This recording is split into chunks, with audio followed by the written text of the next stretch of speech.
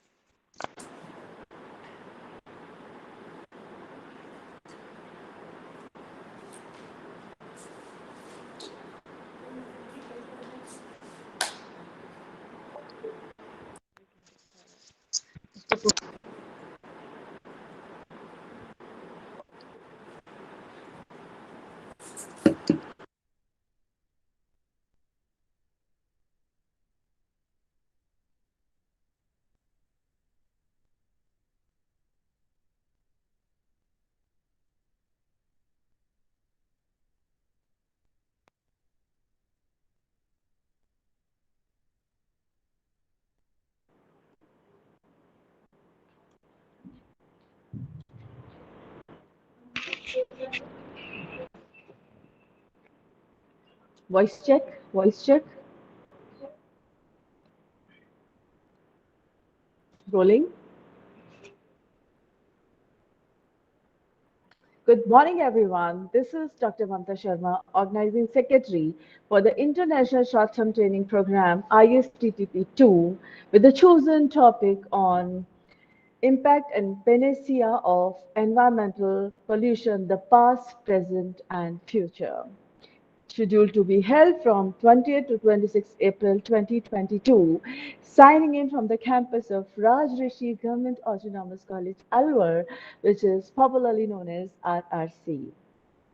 On the behalf of our patron and principal and from the organizing committee, I welcome you all to the third day of ISTTP-2. I want a world where everything is welcome, everything is valid, everything is acknowledged, embraced, and accepted. To me, that's the perfect world. It's my pleasure to extend a cheerful welcome to you all. Your presence makes us really happy. आप सभी का international short term training programme के तीसरे दिन में बहुत बहुत स्वागत, अभिनंदन।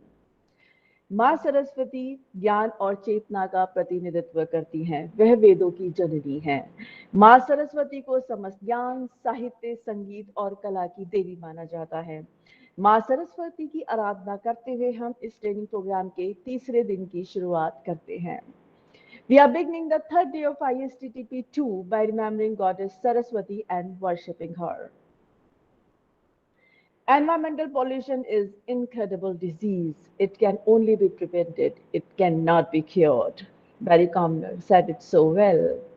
First of all, please accept our best wishes on the Earth Day. A small and the fast recap from the second day of ISTTP-2. First, we had the recap from the first day. After that, we had fifth keynote address, which was delivered by Professor Dr. Anil Kumar Changani, who is the head of the Department of Environmental Science, Maharaja Ganga Singh University, Bikaner, Rajasthan, India. After that, we had sixth keynote address, which was delivered by Dr. Rashmi Tyagi from Indian Institute of Technology, Roorkee, India. This was followed by seven keynote address, which was delivered by Dr. Abhishek Swaroop, head of the department, Information Technology, Bhagwan Parshuram Institute of Technology, New Delhi, India. This institute is affiliated to Guru Gobind Singh University, which is a state university of the government of Delhi. This was then followed by the eighth keynote address, which was delivered by Dr. Mamta Sharma, who is Associate Professor in Zoology at RRC Alwar. The second day was then concluded by the free forum and feedback, which was done by organizing secretary. I will start the journey of the third day of ISTTP-2 with a quote by Paracelsus, who expressed the classic toxicology maxim by saying, all things are poison. There is none which is not a poison. The right dose differentiates the poison and a remedy. As I said yesterday, you can kill a person by salt. Just decide the right dose. That's what toxicology is all about, and it's my favorite quote, and I speak it consistently whenever I'm on the pulpit. The world can be characterized as both developed and developing countries, regardless of which end of the spectrum a nation stands. Both extremes have caused environmental stress in the world. Therefore, it is important to understand the differences, the issues between the developed and developing countries to effectively understand the dynamics. Environmental constraints in developing countries are characterized by the pressures from the population growth, inefficient technology, weak governance, poor health sector, low per capita income, and poverty. Therefore, the emphasis for developing countries is on the need for progress, a desire to have a social and economic growth. Hence, growth would take precedence to the environment. In terms of the perspective from the developed countries, economic growth results in increasing wealth, income, standard of living, and improved healthcare facilities. This state of affluence, on the other hand, came at a price of environmental degradation, which commenced from the dawn of the Industrial Revolution in the 18th century. A drive to industrial development was based on increasing use of fossil fuels, raw materials, synthetics, chemicals such as pesticides, DDTs, etc., to name a few. This rapid consumption and production drive placed great pressures on the environment through overexploitation and depletion of resources, accumulation of CO2 and greenhouse gases in the atmosphere, pollution and destruction of ecosystems. That means, that, as I always say, the economics has taken over ecology. Therefore, one can infer these issues arising in the environment are the result of both lack of development and consequences of economic growth in the countries of the world. How economic growth can become environmentally sustainable? If world poverty is to be reduced, businesses and government must continue to pursue economic growth, but growth cannot continue without attention of the environment. A balance between economic growth and the care of the environment is needed in all countries, particularly poor ones, to prevent environmental degradation, which results in lost economic output and endangers health. What is important to mention here is that poor countries or the third world countries cannot spend a lot of money on the projects to save the environment because of the breaking economy, or use the technologies which are environmental friendly, because such technologies which are available as of now are costly in terms of money and procurement. But we all know that we have only one earth, one environment, one mother nature to live, or maybe we are from different countries. But if one country endangers the environment of other, then other country cannot remain unaffected. So the environment and sustainable development is a matter of concern to every country, whether it is developed or it is developing. Every person who's living on this beautiful earth named Earth has a responsibility to contribute in the environmental protection. The concept of sustainable development, described in 1987 by Brundtland Commission report as development that meets the need of the present without compromising the ability of the future generation to meet their own needs. The Sustainable Development Goals, popularly known as SDGs, or the Global Goals, are a collection of 17 interlinked global goals designed to be a blueprint to achieve a better and more sustainable future for all. The SDGs were set up in 2015 by United Nations General Assembly and are intended to be achieved by 2030. They are included in UNGA resolutions called as the 2030 Agenda, or what is colloquially known as Agenda 2030. The SDG were developed in the post-2015 development agenda as the future global development framework to succeed the Millennium Development Goals, which ended in 2015. The 17 SDG are no poverty, zero hunger, good health and well-being, quality education, gender equality, clean water and sanitation, affordable and clean energy, decent work and economic growth, industry innovation and infrastructure, reduce inequality, sustainable cities and communities, responsible consumption and production, climate action, life below water, life on land, peace, justice and strong institutions, partnership for the goals. Now, in the series of environmental pollution disasters, today I'm going to talk about the Love Canal chemical waste dump. In 1922, Hooker Chemical had turned an area in the Niagara Falls into a municipal and chemical disposable site. In 1953, the site was filled and relatively modern methods were applied to cover it. A thick layer of impermeable red clay sealed the dump, preventing chemicals from leaking out of the landfill.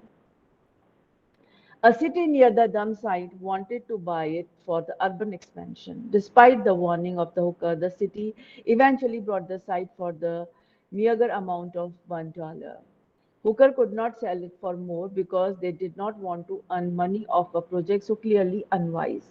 The city began to develop a sewer, damaging the red clay cap that covered the dump site below. Blocks of homes and a school were built, and the neighborhood was named as Love Canal. Love cannot seem like a regular neighborhood. The only thing that distinguished this neighborhood from the other was the strange odors that are being hung in the air and unusual seepage noticed by inhabitants in their basements and yards. Children in the neighborhood often fell ill. Love Canal families regularly experienced miscarriages and birth defects. Louis Gibbs, an activist, noticed the high occurrence of illness and birth defects in the area and started documenting it. In 1978, newspaper revealed the existence of the chemical waste dump in the Love Canal area, and Louis Gibbs started petitioning it for closing the schools. In August 1978, the claim succeeded, and the NYS Health Department ordered closing of the schools when a child suffered from chemical poisoning.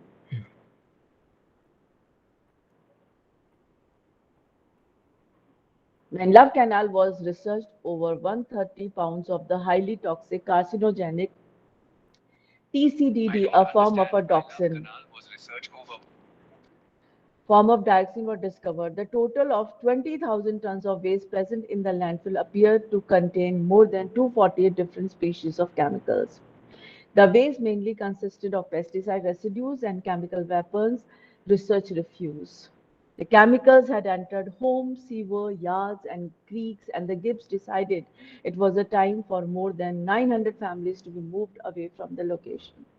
Eventually, President Carter provided funds to move all the families to the safer area.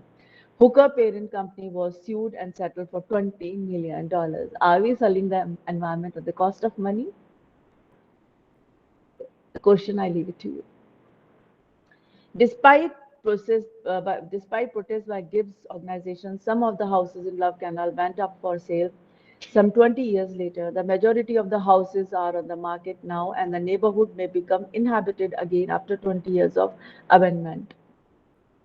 The houses in the Love Canal are hard to sell. Despite a renaming of the neighborhood, it suffered such a bad reputation after the incident that banks refused mortgages on the houses. None of the chemical have been removed from the dump site still. It has been resealed and surrounding area cleaned and declared safe.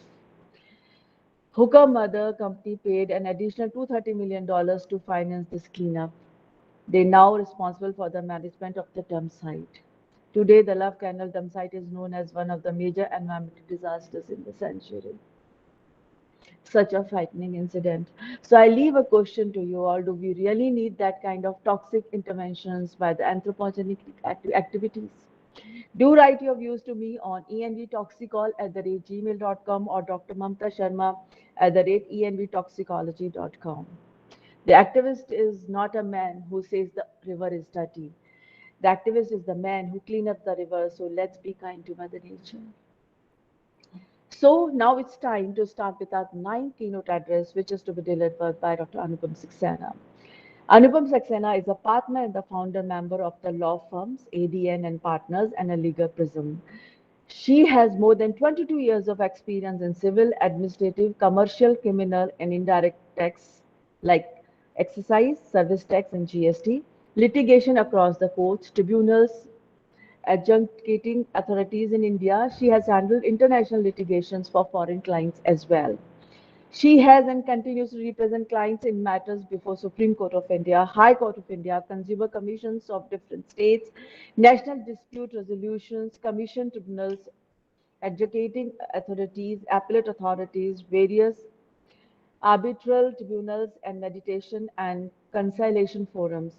She has been involved in arbitration, domestic and international, under renowned arbitration councils, including International Chamber of Commerce. She has been regularly involved in negotiating and drafting a wide gamut of commercial agreements. Her passion for natural cosmetics brought her into arena of natural skincare formulations. She has recently launched her natural skincare products in Tanzania, where she is residing nowadays. She also works towards educating people about harmful ingredients used in the cosmetics, and today's lecture is an endeavor towards that goal. Doctor Saxena आपका बहुत बहुत स्वागत है, अभिनंदन है। हम बहुत खुश हैं आपको अपने बीच पाकर, और मैं अब आपसे रिक्वेस्ट करती हूँ that you can start with your keynote address and stage is all yours, Dr. Saxena. Please go ahead. Voice. There is no voice. You have to unmute yourself. I hope now I'm audible. Yes, Yeah. very much. Thank you, Dr. Sharma, for inviting me to share my views on cosmetic toxicology. And I have realized in the process, after coming into this natural skincare field, that what we have been using for past 20, 30 years was so harmful, and the chemicals the have a way of settling into your body and not leaving your body till you die. So it's very scary, and the rise in the incidences of cancer and various other ailments which are not curable is very scary and can be directly attributed to the chemicals we are using directly and indirectly in our lives. So today I am going to talk about modern day cosmetics and its impact on the skin and body. The word cosmetics means a preparation applied to the body, especially the face, to improve its appearance. Use of cosmetics can be traced back to the ancient times when women used natural ingredients to enhance their beauty. However, with the advent of time and with the hectic lifestyle, role of manufacturing cosmetic was happily accepted by the companies who took pride in presenting their products in best of the packaging and left no stone unturned in advertising the key ingredients of their products, the amount of which was minuscule in comparison to the advertising budget of the product. Enticed by the lucrative claims of the cosmetic company, beauty obsessed people spent fortune to fake their appearance. Global beauty industry, which was at $511 billion in 2021, is expected to increase to $716 billion by 2025. But let me tell you, using cosmetic is not a crime. However, cosmetic products that we use every day contain certain chemicals which are known to or are suspected to be toxic, including endocrine disruptors, sensitizers, carcinogens, and neurotoxins. We don't think of cosmetics such as makeup and shampoos as a source of exposure to toxins, which may lead to an increased risk of breast cancer and other dreadful health problems. For instance, there are some ingredients in the cosmetics which act like hormone estrogen in the human body, and most breast tumors depend on estrogen to grow. Generally, one time use of these cosmetics containing toxic chemicals may not trigger any serious manifestation and pose a health risk. The problem may arise from a long term, low dose exposure to toxic chemicals, such as one product or a combination of products, daily, year after year, and so on. Some toxic chemicals in cosmetic products can build up in our body over time with the risk of serious malignancies. There is an impressive array of cosmetic products in the market today with an even greater number of individual ingredients. The number of new products continue to increase, and the rates of adverse cutaneous reactions are expected to rise. However, given the widespread use of cosmetics, it is important to monitor their side effects. Now, I'm going to share with you the hazardous chemicals which are generally used in our cosmetics. We all have heard of antibacterial soaps. There are advertisements all over the newspaper and the TV that if you use such antibacterial hand washes or antibacterial soaps, you will get rid of 99.99% of bacteria. But let me tell you the fact behind it. Overuse of antibacterial affect their effectiveness in fighting disease causing organisms such as Escherichia coli and Salmonella enterica. Anterior, Antibacterial soaps, unlike regular soaps, are linked to cancer like thyroid cancer, and they contain triclosan. Triclosan, which is widely used in soaps, toothpaste, and deodorants, has been detected in breast milk. And one recent study found that it interferes with the testosterone activity in the cells. The second common ingredient which is found in our cosmetics is coal tar. You will be surprised, but it is there. And it is a known human carcinogen, which is used as an active ingredient in dandruff shampoo and anti-itch creams. Coal tar based dyes such as FD&C Blue 1 used in toothpastes and FD&C Green 3, which is used in mouthwash, have been found to be carcinogenic in the animal studies when injected under their skin. It is also found in our hair dyes, the dyes which we normally use every week or twice a week. The third ingredient I'm going to talk about is diethanol amine or DEA. It is a hormone disruptor with limited evidence of carcinogenic property and is known to deplete the body of choline needed for fetal brain development. DEA can also show up as a contaminant in products containing related chemicals such as cocaamide DEA. And you find this DEA in our regular use shampoos and also in our conditioners. 1,4-dioxane, another chemical which is commonly used in cosmetics, is a known human carcinogen that can appear as a contaminant in products containing sodium laureth sulfate and ingredients that include the term PEG, xylol, cetiareth, oleth, and most other ethoxylated eth ingredients. The FDA monitors products for the contaminant, but has not yet recommended an exposure limit to this chemical. Manufacturers, however, can remove dioxin through vacuum stripping. However, they have to be vigilant about the contaminant in the product. Formaldehyde is another dangerous chemical which is found very commonly in our cosmetics. It has adverse effects on health, which includes immune system toxicity, respiratory irritation, and cancer in humans. Yet it still turns up, like you will be surprised to know that it turns up in the baby bath soap, nail polish, eyelash adhesives, and hair dyes as a contaminant or as breakdown product of diazolidinyl urea or imidazolidinyl urea and quaternium compound. We all want our cosmetics to smell good. And for that, cosmetic companies add tons of fragrances in it. Although not literally tons, but they add lot of fragrances in it so that their product should smell good and it should be purchased quickly by the customers. But the fragrance means phthalates, which act as an endocrine disruptor and may cause obesity, reproductive and developmental harm. And like you will be surprised to know that obesity is also linked to the fragrance in the cosmetics which we are using. Studies show that phthalates reduce female fertility and can cause premature breast development in young women. Phthalates in a mother's body can affect the fetal development of our child. Baby boys whose mothers were exposed to high levels of phthalates are more likely to have abnormal genital development and altered levels of testosterone.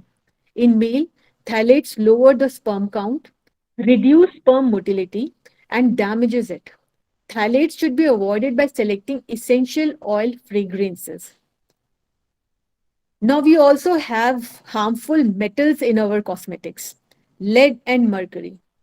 Neurotoxic lead may lead to certain cosmetic, may be present in certain cosmetic products as naturally occurring contaminant of hydrated silica, one of the ingredients in toothpaste.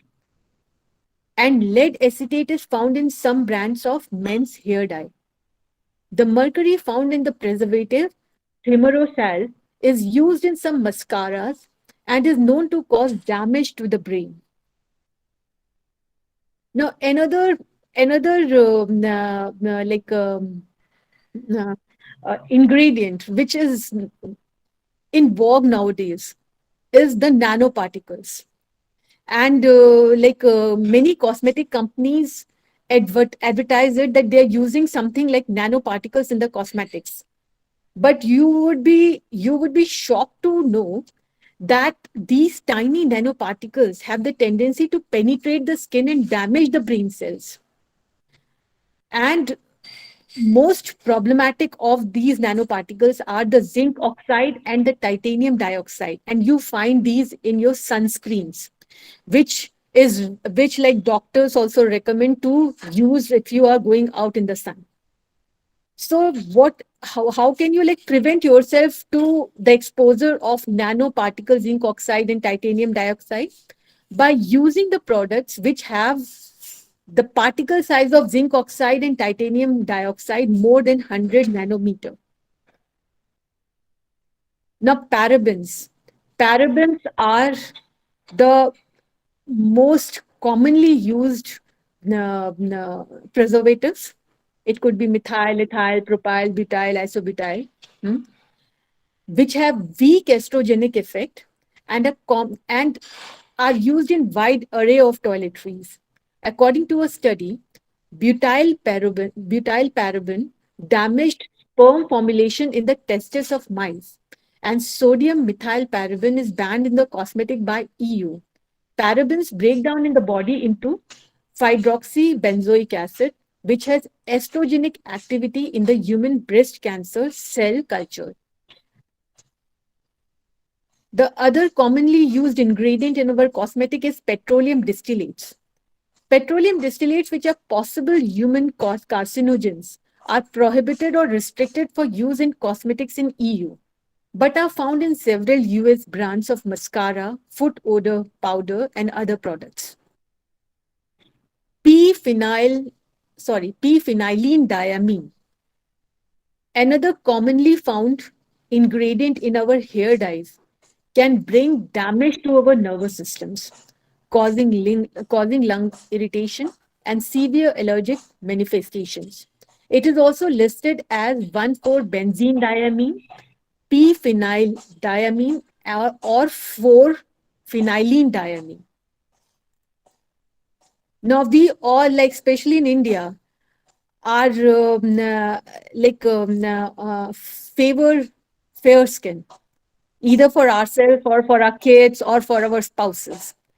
And the fair and lovely kind of cosmetics which we apply for on our skin to become fairer has a very dangerous chemical in it, that is hydroquinone. It is found as a skin lightener and in facial moisturizers, but it is neurotoxic and allergenic, and there is limited evidence that it may cause cancer in lab animals. It may also appear as an impurity not listed on the ingredient labels. This is a prohibited chemical which many companies are still using in their product. So these were the chemicals which I had discussed were majorly carcinogenic or hormonal disruptive chemicals. But there are certain other chemicals which are used in our cosmetics that cause allergy to skin. And those allergies are known as allergic contact dermatitis. And what is this allergic contact dermatitis? It's an immunologic reaction to the skin. This allergic response occurs when individual's immune system is sensitized to the allergen. and it is usually accompanied by intense itching. Now, what are the cosmetic allergens which we should be aware of and we should be beware of? First are the fragrances, which we like so much in our cosmetics. So, fragrances is the most common cause of contact allergy. They can be naturally derived plants from the plants or synthesized in the laboratory. Although there are more than 5,000 different fragrance chemicals, 95% of the fragrance allergic patients can be identified by testing the following 11 substances. So there is a list of fragrance which are sensitizers like cinnamic aldehyde, cinnamic alcohol, geraniol, eugenol, isoeugenol, oak moss, absolute, alpha amyl cinnamic alcohol, sandalwood oil, hydroxy citronellal, narcissus absolute, and lang lang oil. The second chemical which can give you the contact dermatitis is preservatives. They are the most common contact allergens. They may be antimicrobials, antioxidants, UV absorbers, formaldehyde preservatives, formaldehyde releasers, and non formaldehyde releasing preservatives are the antimicrobial agents, but all of them have the capacity to give you itching, the dermatitis. Then, like balsam of Peru is another ingredient in the cosmetics which gives you itching, which gives you dermatitis. It's an aromatic fluid which comes from the bark of a native tree in Central America. It is a complex mixture of many ingredients, including benzoyl, cinnamate, benzoyl, benzoate, vanillin, and nerodilol. Besides being used as a fragrant, it is used as an antifungal, antibacterial, and antiscabetic compound. In sunscreens, we have para-aminobenzoic acid and benzophenone 3, the most common sunscreen sensitizers. Avobenzene and derivatives of para-aminobenzoic acid such as benzophenones, cinnamates, diabenzoyl methanes may cause photoallergic dermatitis. In hair care products, which we so frequently purchase and use, there is a chemical known as paraphenylene diamine. It is a common hair coloring chemical which causes allergy in almost 5% of women. Glycerol thioglycolate can cause allergy in 2% of test patients. Ammonium thioglycolate may cause dermatitis. Now, metals, as I have already discussed, are also present to our shock, and especially in mercury in the skin lighteners, and how actually mercury functions, why it is used in the skin lightening compounds. It interferes with the melanin formation, thus giving the skin a lighter tone. But then mercury is absorbed in the skin when it is exposed for too long, when the skin is exposed for too long to the mercury. And it can damage brain, nervous system, and kidneys. And it also gives you rashes and skin irritation. And pregnant women, please be aware, pregnant women who use mercury containing cosmetics may not experience symptoms of mercury poisoning, but the fetus gets poisoned. Lead, another neurotoxin, is a heavy metal which is harmful to the developing brain. 61% of the tested brand name lipsticks contain about zero point 0.3 to 0.65 ppm of lead. So, like, you will be surprised to know that while I was writing this article, I realized that many, like, well known companies, including the foreign companies, have used lead in their lipsticks, which is so harmful for the people. And we spend our fortune in purchasing those lipsticks. Lead also causes learning, language, and behavioral problems. Lead easily crosses through the placenta and enters the brain of the fetus, thus interfering with the normal development. The average use of some lipsticks and lip glosses would result in excessive exposure to chromium, a carcinogen linked to stomach tumors. High uses of these makeup products could result in potential overexposure to aluminum, cadmium, and manganese as well. Over time, exposure to high concentrations of manganese has been linked to toxicity in the nervous system. Now, baby products are also not left out of these harmful substances. Like, although companies label these products as gentle and soft, but they pose a dangerous risk to the children. And recent studies have shown presence of formaldehyde and 1,4-dioxanes in the baby products. These substances are carcinogens and they may trigger contact dermatitis and other such conditions. Formaldehyde procedures have been associated with leukemia, and it is also a skin, eye, and respiratory irritant. It is released from the quaternium 15, which is an ingredient in products like baby shampoos. So, like, I would like to now conclude my lecture. Hmm? You can easily say that, like, why only cosmetics? Hmm?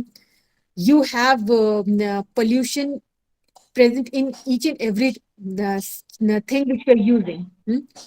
So, like, it's okay. We can say so that, like, we cannot avoid chemicals. We cannot avoid using cosmetics. Because we have to look good. Hmm? This is our modern day compulsion. Hmm? So, if we are breathing in the polluted air, if we are drinking polluted water, we don't have a choice. However, we do have a choice when it comes to our personal care products. We can limit our exposure by avoiding products that contains harmful chemicals. Alternatively, one can buy products that are natural and safe. There is something disturbing about sacrificing our health and that of our planet and calling the result a beauty. Such a sacrifice is unnecessary as conventional standards of beauty can be achieved cheaply, safely, and greenly. True, beauty transcends the limit of what any cosmetic can do. If cosmetics are to be used, natural cosmetic products and makeup are safer, healthier alternatives because they are composed of all natural ingredients. Caution is required when products claim to be natural. For instance, they may contain small amount of plant extracts, but the bulk of the product is petroleum based and loaded with fragrances. Instead, consider switching to completely natural products which perform to the same standard as their non-natural counterparts. Switching to all natural cosmetic products and makeup can help you to avoid feeding your skin harmful chemicals. Many skin problems such as acne, contact dermatitis, irritations, and allergies may disappear once petroleum or synthetic ingredients are removed from your skincare regimen. Using fully natural products can contribute to healthy skin and a healthy body in a long term. I would like to thank you for giving me a patience hearing. Thank you all.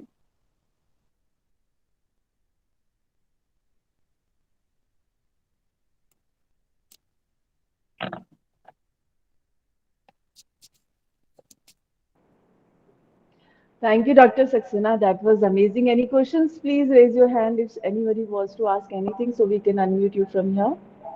Dr. Saxena, you can see, let me call you Anupam. It's very difficult to talk to you like Dr. Saxena. So, Anupam, it's better to talk like this. So, you can see the chat box is full of compliments for you. Oh, thank you. And trust me, I'm going to clean up my dressing table today and throw everything what I have. I'm moving back to Haldi and Chandan. I'm still That's the using the best thing body. to do. That's the best thing to do. We have been using haldi and chandan from ancient times. Yes, yes, yes. I'm going to do that. But the session is outstanding, very informative, and like there's so many compliments for you. Oh, That's thank you. Thank you all. that's something.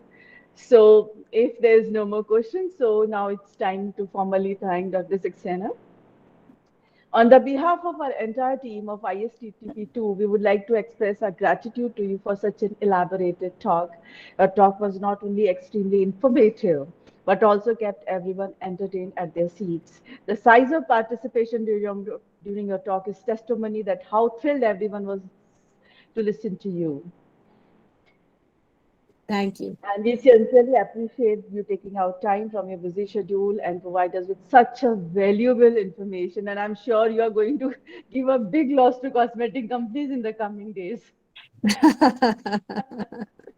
All thanks to you for your support. I wish you a great luck with all your future projects and look forward to meeting you soon again when you are in India. We Yeah. really appreciate that. Please accept our sincere thanks. You spoke on cosmetic toxicology, Anupam. The cosmetics play a very important role in the life of men, women, and children, even the pets we keep at our home. In the present society, the ingredients which are used in the present cosmetics are potent carcinogens you mentioned, and that's really frightening.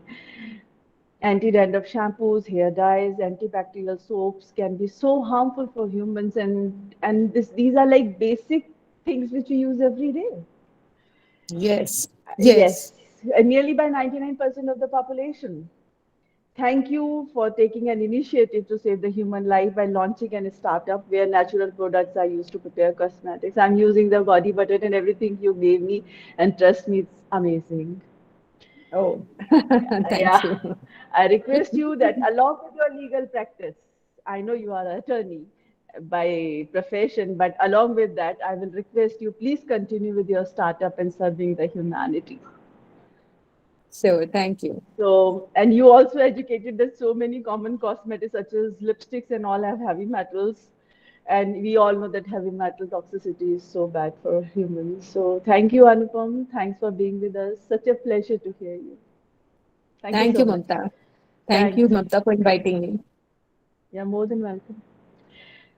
Cultivate the habit of being grateful for every good thing that comes to you and to give thanks continuously. And because all things have contributed to your advancement, you should include all things in your gratitude. Thank you so much. Now we have a recorded video from our next keynote speaker, Dr. Aruna Chakravarti. Dr. Aruna Chakravarti is currently working as an associate professor in the Department of Zoology at Government Rural College, Bikaner, Rajasthan.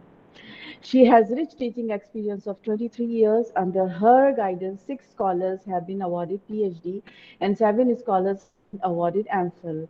She is a life member of Indian Society for Radiation Biology and Indian Science Congress Association. She has delivered many keynote addresses and chaired the sessions at multiple international conferences. She has given more than 60 presentations in national and international level. She has participated in more than 50 conferences and 58 webinars at national and international level. Ma'am आपका बहुत बहुत स्वागत है अभिनंदन है and I would request Muskan kindly start with the presentation. Thank you, ma'am. Thank you very Thank you, much. ma'am. Thank you, ma'am.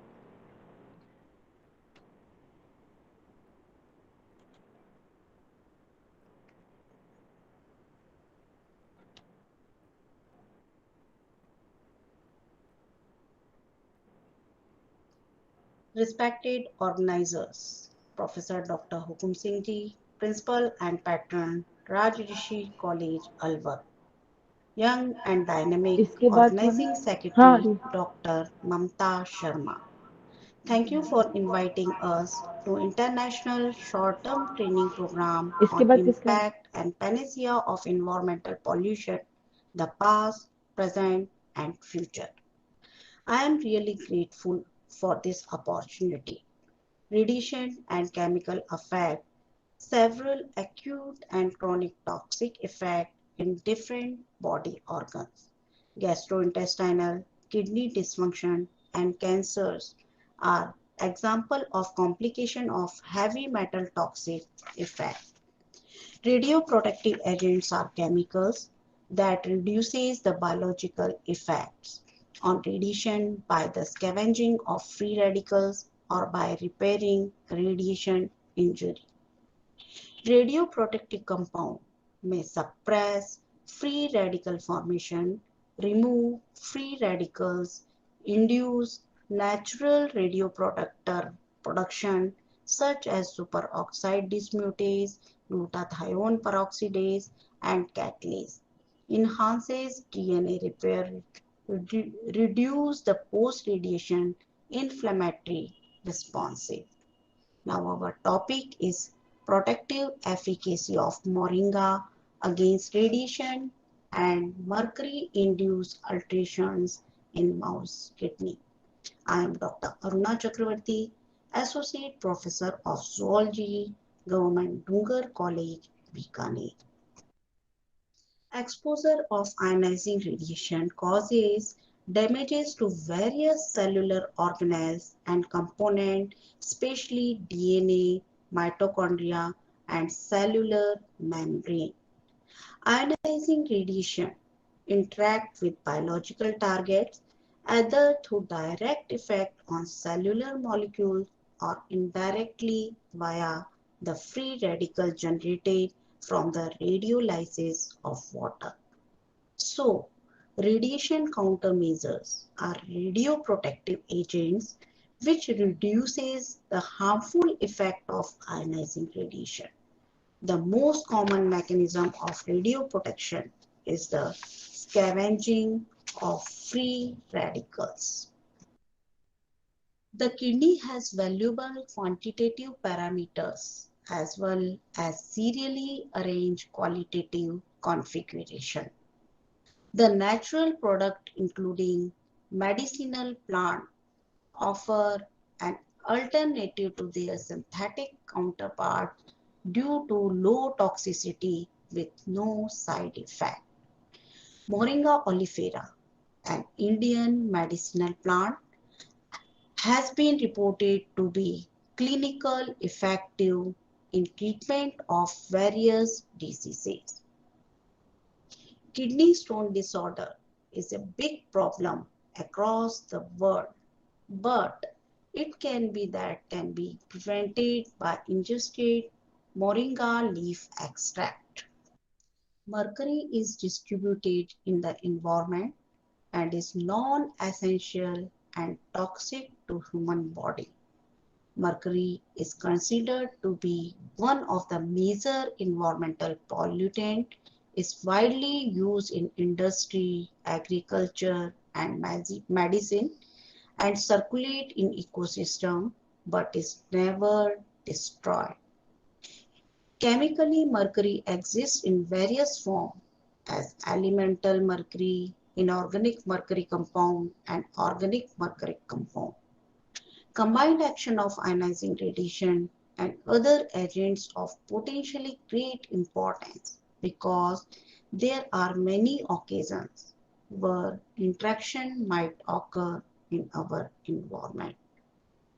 Main releases lot of chemicals in the environment by use of pesticides. Environmental contamination of mercury is a serious threat to all living kinds. Mercury causes abnormal increases in the volume of urine, modifies the pH and concentration of calcium, ultimately damage epithelial and tubular cells and severe mitochondrial damage. It is well known that moringa is an essential component of oxidant defense system with participation at multiple cellular level.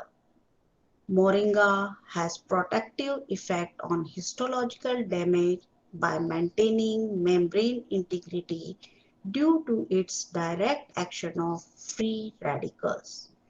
Due to antioxidant properties of moringa that plays an important role in controlling oxidative stress, this study has been performed to elucidate the possible radioprotective potential of the moringa against radiation and mercury-induced renal injury in Swiss albino mice.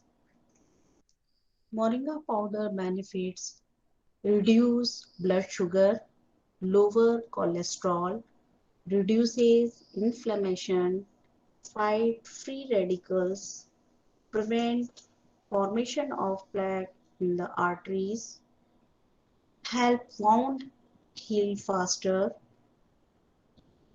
has antibacterial and antifungal properties to fight infections, provide protection against symptoms of Alzheimer's disease, treat depression, anxiety, and stress, and improve eye health. So, Moringa oleifera is a small-sized tree cultivated all over the world due to its multiple utilities. Every part of Moringa is used for certain nutritional and medicinal purposes. Secondly, it is claimed to be completely non-toxic even at higher dose level. It has been shown to act as potent chemoprotectors. Now, methodology. Healthy male Swiss albino mice, 6 to 8 week old, were procured from Lala Lajpat Rai University Veterinary and Animal Sciences Hisar and maintained at 20 to 25 degrees Celsius. The animals were housed in polypropylene cages and maintained on balanced mice feed and tap water ad libitum. The Government Dungar College Bikaner is registered under CPC SEA New Delhi and has its own institutional animal ethics committee. The aqueous extract of Moringa oleifera was procured from the Uma Lakshmi Organic Private Limited, Jodhpur. The plant extract of Moringa was fed orally at the dose of 150 mg per kilogram body weight. The Moringa extract was given daily from 7 days prior to individual or combined treatment of mercury chloride and radiation and continued up to last autopsy intervals. Mercury salt in the form of mercury chloride was used for the present study.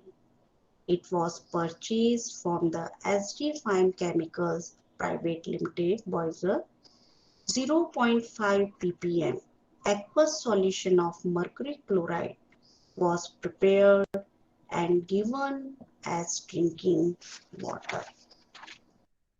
Now, source of E radiation. Cobalt-60 gamma radiotherapy source, Thetron of AECL, make obtained from Canada, was used to irradiate the animals. The facility was provided by the radiotherapy department of Prince Vijay Singh Memorial Hospital, Bikaner. The animals were irradiated at the dose rate from 0.95 gray per minute to 1.97 gray per minute. Now, plan of experimentation. The animals were divided into following group. Group 1 treated as shame irradiated animal, that is normal group. Group 2, mercury chloride treated animals. Group 3, radiation treated animals. This group is further divided into two subgroups. Third A, that is 2.5 gray, and third B, that is 5 gray. Group 4, both irradiated and treated with mercury chloride. This group is further divided into two subgroups. Fourth A, that is 2.5 gray plus mercury chloride, and 4B, that is 5 gray plus mercury chloride. Group 5th, 6th and 7th, drug treated animal. Group 5th, animal treated with mercury and Moringa oleifera. Group 6, animal treated with radiation and Moringa oleifera. This group is further divided into two subgroups. 6A, that is 2.5 gray plus Moringa. 6B, 5 gray plus Moringa. Group 7, animal treated with radiation, mercury chloride and Moringa oleifera. This group is further divided into two subgroups, 7A that is 2.5 gray, mercury chloride and Moringa oleifera, and 7B that is 5 gray, mercury chloride and Moringa oleifera. Now, autopsy of animals. A minimum of 5 animals from each group were autopsied after 1, 2, 4, 7, 14 and 28 days of treatment. 5 shame irradiated mice were also autopsied. The animals were sacrificed by cervical dislocation. Prior to autopsy, the animals were weighed. After sacrificing the animal, kidneys were taken out, blotted with weight and kept at -20 degrees Celsius or in boils fluid for biochemical and histopathological studies respectively. Now, rhinosomatic index.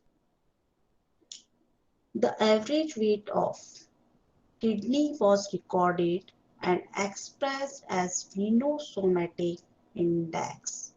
Rhinosomatic index gram per 100 gram of body weight is equal to weight of kidney into 100 divided by weight of body into 1.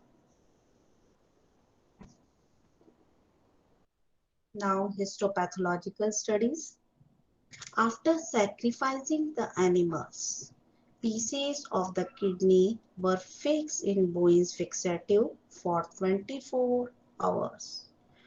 The tissues were washed in water to remove excessive of fixative, dehydrated in graded series of alcohol, cleared in saline, and embedded in paraffin bags. Sections were cut at 5 μm and stained in Harry's hematoxylin eosin and PAS hematoxylin stain separately for qualitative and quantitative studies.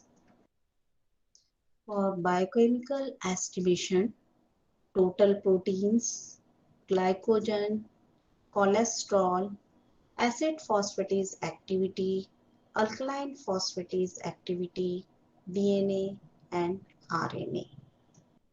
Now, rhinosomatic index. In the present investigation, the value of rhinosomatic index was increased in all the groups. In the group second, third and fourth, that is non-drug treated group, the value of rhinosomatic index increased up to day 14.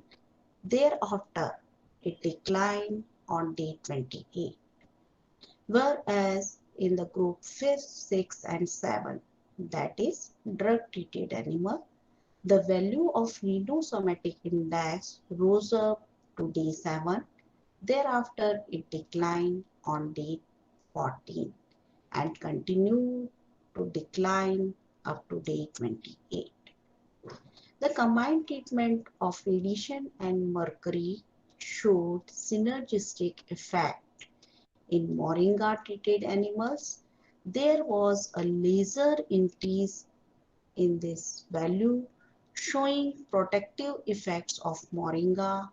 This observation coincided with histopathological and biochemical observations. Histopathological studies. In the present experiment, histopathological changes were found to be dose dependent in the kidney of cis albino mice exposed to 2.5 or 5 gray gamma rays with or without mercury chloride treatment.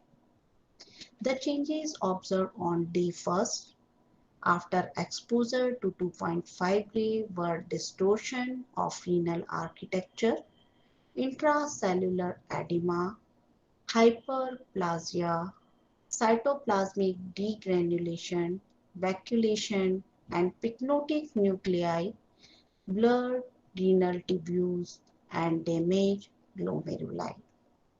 In the combined treatment of radiation and mercury chloride, synergistic effects were observed.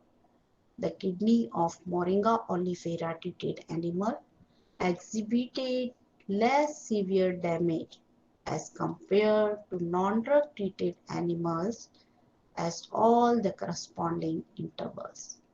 An early and fast recovery was also noticed in Moringa pre-treated animals. Here, diagram showing shame irradiated animals showing normal renal architecture, cytoplasmic, nuclear, and tubular structure. Here, after 7 days of mercury chloride treatment, distortion of renal architecture, cytoplasmic degranulation, vacuolation, mild interstitial inflammation, glomerulonephritis. After 2 days of gamma rays exposure, that is 5 gray, exhibiting crowding of glomerulus and hydropic degeneration in the cortex, pycnotic nuclei in the tubular, hyperemia of blood vessel is visibly after 2 days 2.5 gray plus mercury chloride treatment, representing a completely distorted glomerulus with widespread cytoplasmic degranulation and vacuolation. After 1 day, 5 gray plus mercury chloride displaying the Bowman's capsule with widening Bowman's space from contraction of the glomerular and degenerating distorted renal architecture. After 28 days, 5 gray plus mercury chloride displaying a completely arranged renal architecture. After 7 days, 5 gray plus moringa, that is drug treated animal, representing degenerative changes in tubules and glomeruli, damaged blood vessels. Here, after 1 day, 5 gray plus moringa, depicting a distorted renal architecture, cytoplasmic degranulation, vacuolation, and leukocytic infiltration. After 7 days, 5 gray plus moringa, showing disorganized renal tubules, pycnosis, necrosis, crenation, and cytoplasmic vacuolation, atrophied glomerulus. After 7 days, 2.5 gray mercury chloride plus moringa, exhibiting cytoplasmic degranulation, vacuolation, enlarged vascular glomerulus. Now, biochemical changes. The value of cholesterol and DNA decline up to day 14 in the non-drug treated groups and day 7 in the drug treated groups. Thereafter, a rise in the value was observed up to the last autopsy interval, that is day 28. Whereas the value of total protein, glycogen, acid phosphatase activity, alkaline phosphatase activity, and RNA increase up to day 14 in the non-drug treated groups and day 7 in the Moringa treated groups. After combined treatment with radiation and mercury chloride, the changes observed were more severe, showing synergistic effect of both the agents. An early and fast recovery was also noted in the Moringa treated animals, which showed the protective efficacy of the drug. Total protein showing increasing trend. Glycogen showing increasing trend, cholesterol showing decreasing trend,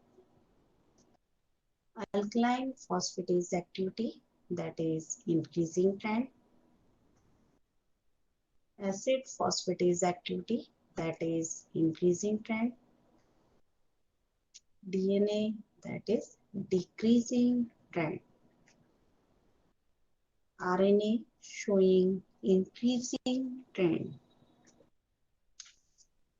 Here, due to radiation, reactive oxygen species induces DNA fragmentation, lipid peroxidation, free radical. Reactive oxygen species reduces glutathione level, superoxide dismutase. Here, Moringa inhibits DNA fragmentation, lipid peroxidation, and Moringa enhances glutathione level, superoxide dismutase. So, exposure of ionizing radiation causes damages to various cellular organelles and components, especially DNA, mitochondria, and cellular membrane. Ionizing radiation interact with biological targets either through direct effect on cellular molecules or indirectly via the free radical generated from the radiolysis of water. So, radiation countermeasures are radioprotective agents which reduces the harmful effect of ionizing radiation. The most common mechanism of radioprotection is the scavenging of free radicals. Now, protective mechanism of Moringa. It is safe and non-toxic. Antioxidant mechanism reduces oxidative stress, increases glutathione level, exudating the repair mechanism of damaged cell membrane, reducing the formation of free radicals, minimize the pathological changes in the living system. The exogenous application of vitamins. Glutathione, increase glutathione level in the tissues on one hand and maintain SH group and increases protein synthesis on the other hand. Studies have also indicated that amount of certain vitamins decreases during heavy metal intoxication and recovery takes place during their exogenous application either alone or in combination. Conclusion. The kidney of Swiss albino mice suffered with radiation and mercury-induced changes at histological and biochemical level. Alteration in the histological structure followed the biochemical changes. The combined treatment of radiation and mercury chloride showed synergistic changes. It has been shown that the exogenous application of Moringa increases glutathione level in the tissue on one hand and maintain SH group and increases protein synthesis on the other hand. The protection offered by Moringa has been explained by scavenging or oxidizing free radicals. Thus, it can be deduced that Moringa may inhibit the lipid peroxidation by reducing the formation of free radicals, scavenging of free radicals, that is antioxidant mechanism, exudating the repair mechanism of damaged cell membrane. The kidney of Moringa treated animals showed less severe radiolism and early and fast recovery in comparison to non-drug treated animals. Thus, it seems that Moringa oleifera has protected the kidney at both the dose level with and without mercury chloride treatment. Ionizing radiation is the most harmful because it can ionize molecules or break chemical bond, which damages the molecule and cause malfunction in cell processes. It can also create reactive hydroxyl radical that damage biological molecules and disrupt physiological processes.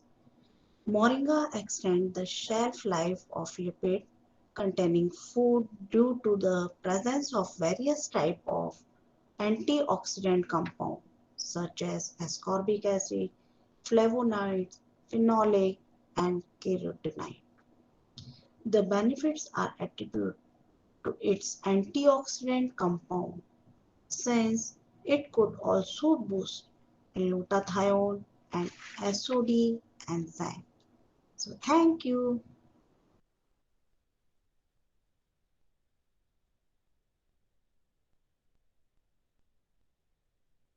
सामने change करो.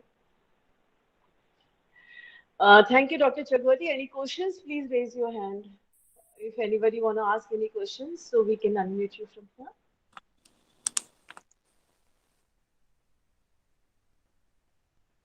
So if there are no more questions, I think Priya Sharma has raised the hand. Unmute. Dr. Rajendra Purohit also raised the hand. Please unmute Dr. Rajendra Purohit. Yeah. Yes, Dr. Purohit. आपका बहुत बहुत स्वागत अभिनंदन doctor पुरोहित अलवर से. आवाज please unmute yourself doctor Purohit. Now, am I audible? Yes, आपका स्वागत अभिनंदन doctor Purohit. Thank you so much. Dr. Aruna, I would like to ask only one question. There is no question, just my query. What do you like to suggest to the clinical doctors? The Moringa oleifera cancer patient during and after radiotherapy?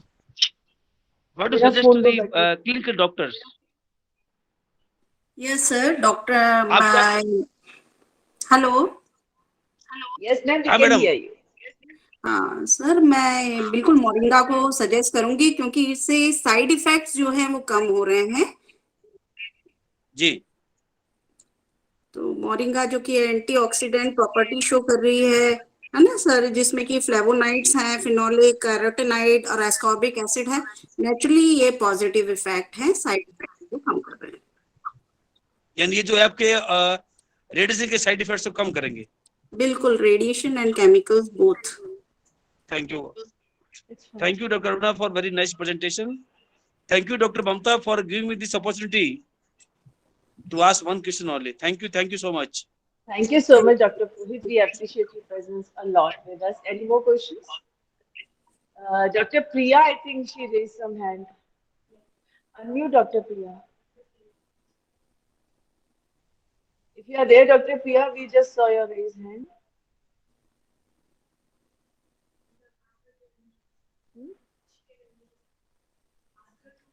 Dr. Priya, please go ahead. We have unmuted you. You can unmute yourself and start asking the question.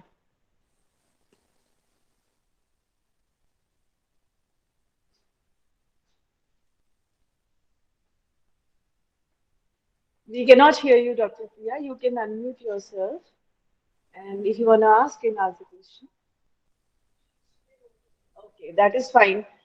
So thank you, Dr. Chakravarti, and we can see so many compliments for you. You can yourself also see that people are liking your presentation. And I would like to make our audiences acquainted with that we have around 220 delegates joining us from 21 countries right now. So big applause for our audiences from all over the world who are with us. So now Thank it's you, sir. time Thank to. you so much. Yes, ma'am. So now it's time to formally thank Dr. Chakravarti. I would like to take this opportunity to thank you for giving up on your valuable time to talk in ISTTP-2. It was a great pleasure to hear you talking about valuable use of moringa and radiation and heavy metal toxicity. This is a kind of result-based monitoring study which can be used for making remedies. That is a wonderful contribution to the society. It was quite apparent that how every single person, including me, Here was engrossed by your talk, and trust me, there's so much more to learn from your knowledge and experience. It was sweet hearing you, ma'am, and thank you once again. Earth, the earth we abuse and the living things we kill will take the revenge at the end, for in exploiting their presence, we are diminishing our future. Now it's time for the 11th keynote address, which is to be delivered by Dr. Preeti Gupta. Dr. Gupta is an associate professor in the Department of Zoology at LBS Government College, Kotputli, Jaipur. She has a teaching experience of more than 28 years, and her research work includes anti-fertility effects of Mentha and Vinca rosea in Swiss albino mice and research projects on toxic effects of textile effluents on the physiology of earthworm. Dr. Gupta has also been the nodal officer for the virtual labs of IIT Delhi and conducted workshops on virtual experiments, trained the science faculty on the experiments available on virtual labs in different science subjects. She has also conducted massive training classes for students to appraise them about virtual labs and its uses. She has delivered lectures on the use of ICT tools. She has also worked as a resource person for FDP organized by the Ramanujam College, New Delhi, and delivered lectures on the use of OBS, Google Slides, Google Classrooms, and plagiarisms and latex in Hindi. Dr. Preeti was appointed as a subject monitor for zoology and botany in Gyandoot program of college education, Jaipur, Rajasthan, and moderated a session in Gyan Sudha program of college education, Jaipur, Rajasthan. She has 20 research papers published in national and international journals with 3 reference books on immunology and biotechnology and microbiology. She has also been the author of 3 subject modules of Vardhaman Kota open university Kota. Doctor Gupta, Alwar से आपका बहुत बहुत स्वागत है, अभिनंदन है। हम बहुत खुश हैं आपको अपने पास पाकर। Now I would request Dr. Gupta to start with the keynote address. Ma'am, stage is all yours.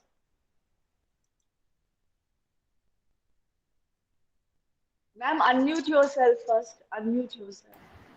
Thank you. Thank you so much, Mamta. Thank you for giving me this opportunity. I'll first share my screen, then I'll start my... Sure, ma'am. Please go ahead.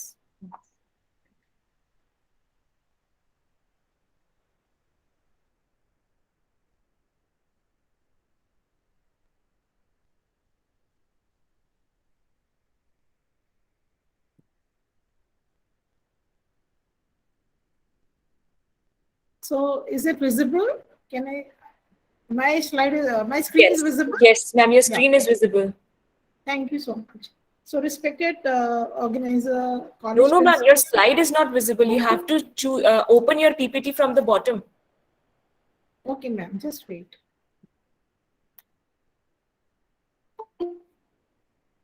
Wait, ma'am, wait.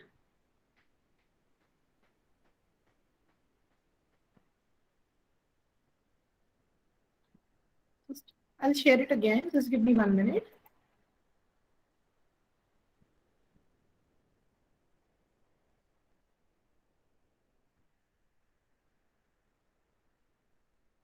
Is it visible now? Yes, ma'am, it is coming. Yes, yes, yes. Thank you so much. Thank you. Okay. So, respected principal of the organizing college, principal and patron, Dr. Hukum Singh ji, my dear friend and organizing secretary, Dr. Manta Sharma, and the organizing team. I, Dr. Preeti Gupta, is highly obliged and delighted to present my talk on e-pollution in this international short-term training program on impact of Panacea of environmental pollution, the past, present, and future. Thank you. I thank the organizing committee to give me this wonderful opportunity. So today my topic is e-pollution. We all have gadgets. We all use gadgets a lot. And that is what I'm talking about, how we contribute to this electronic pollution. So first of all, let me discuss what is the source of this e-pollution. The source is e-waste. E-waste, as I hope you all are aware, that in all the electronic products that we use, which are unwanted, not working, or nearing or that end of their useful life, they generate or they are called as e-waste. There are many types of e-waste, which we all use in our day-to-day life and generate e-waste.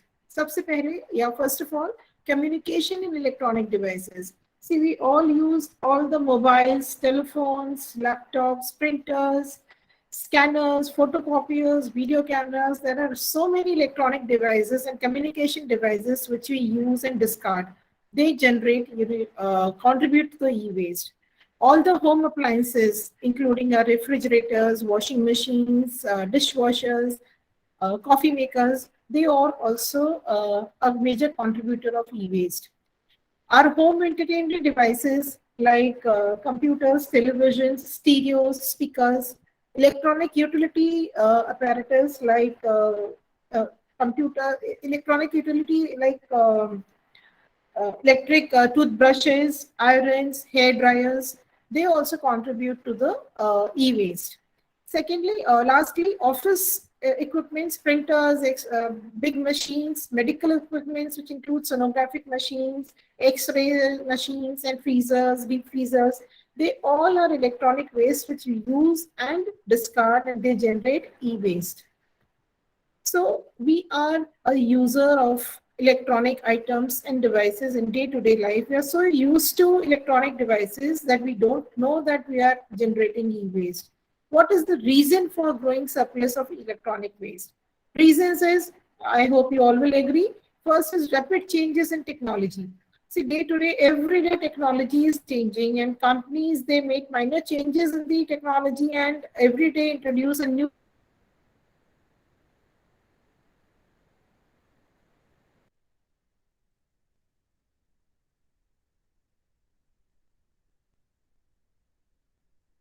contribute to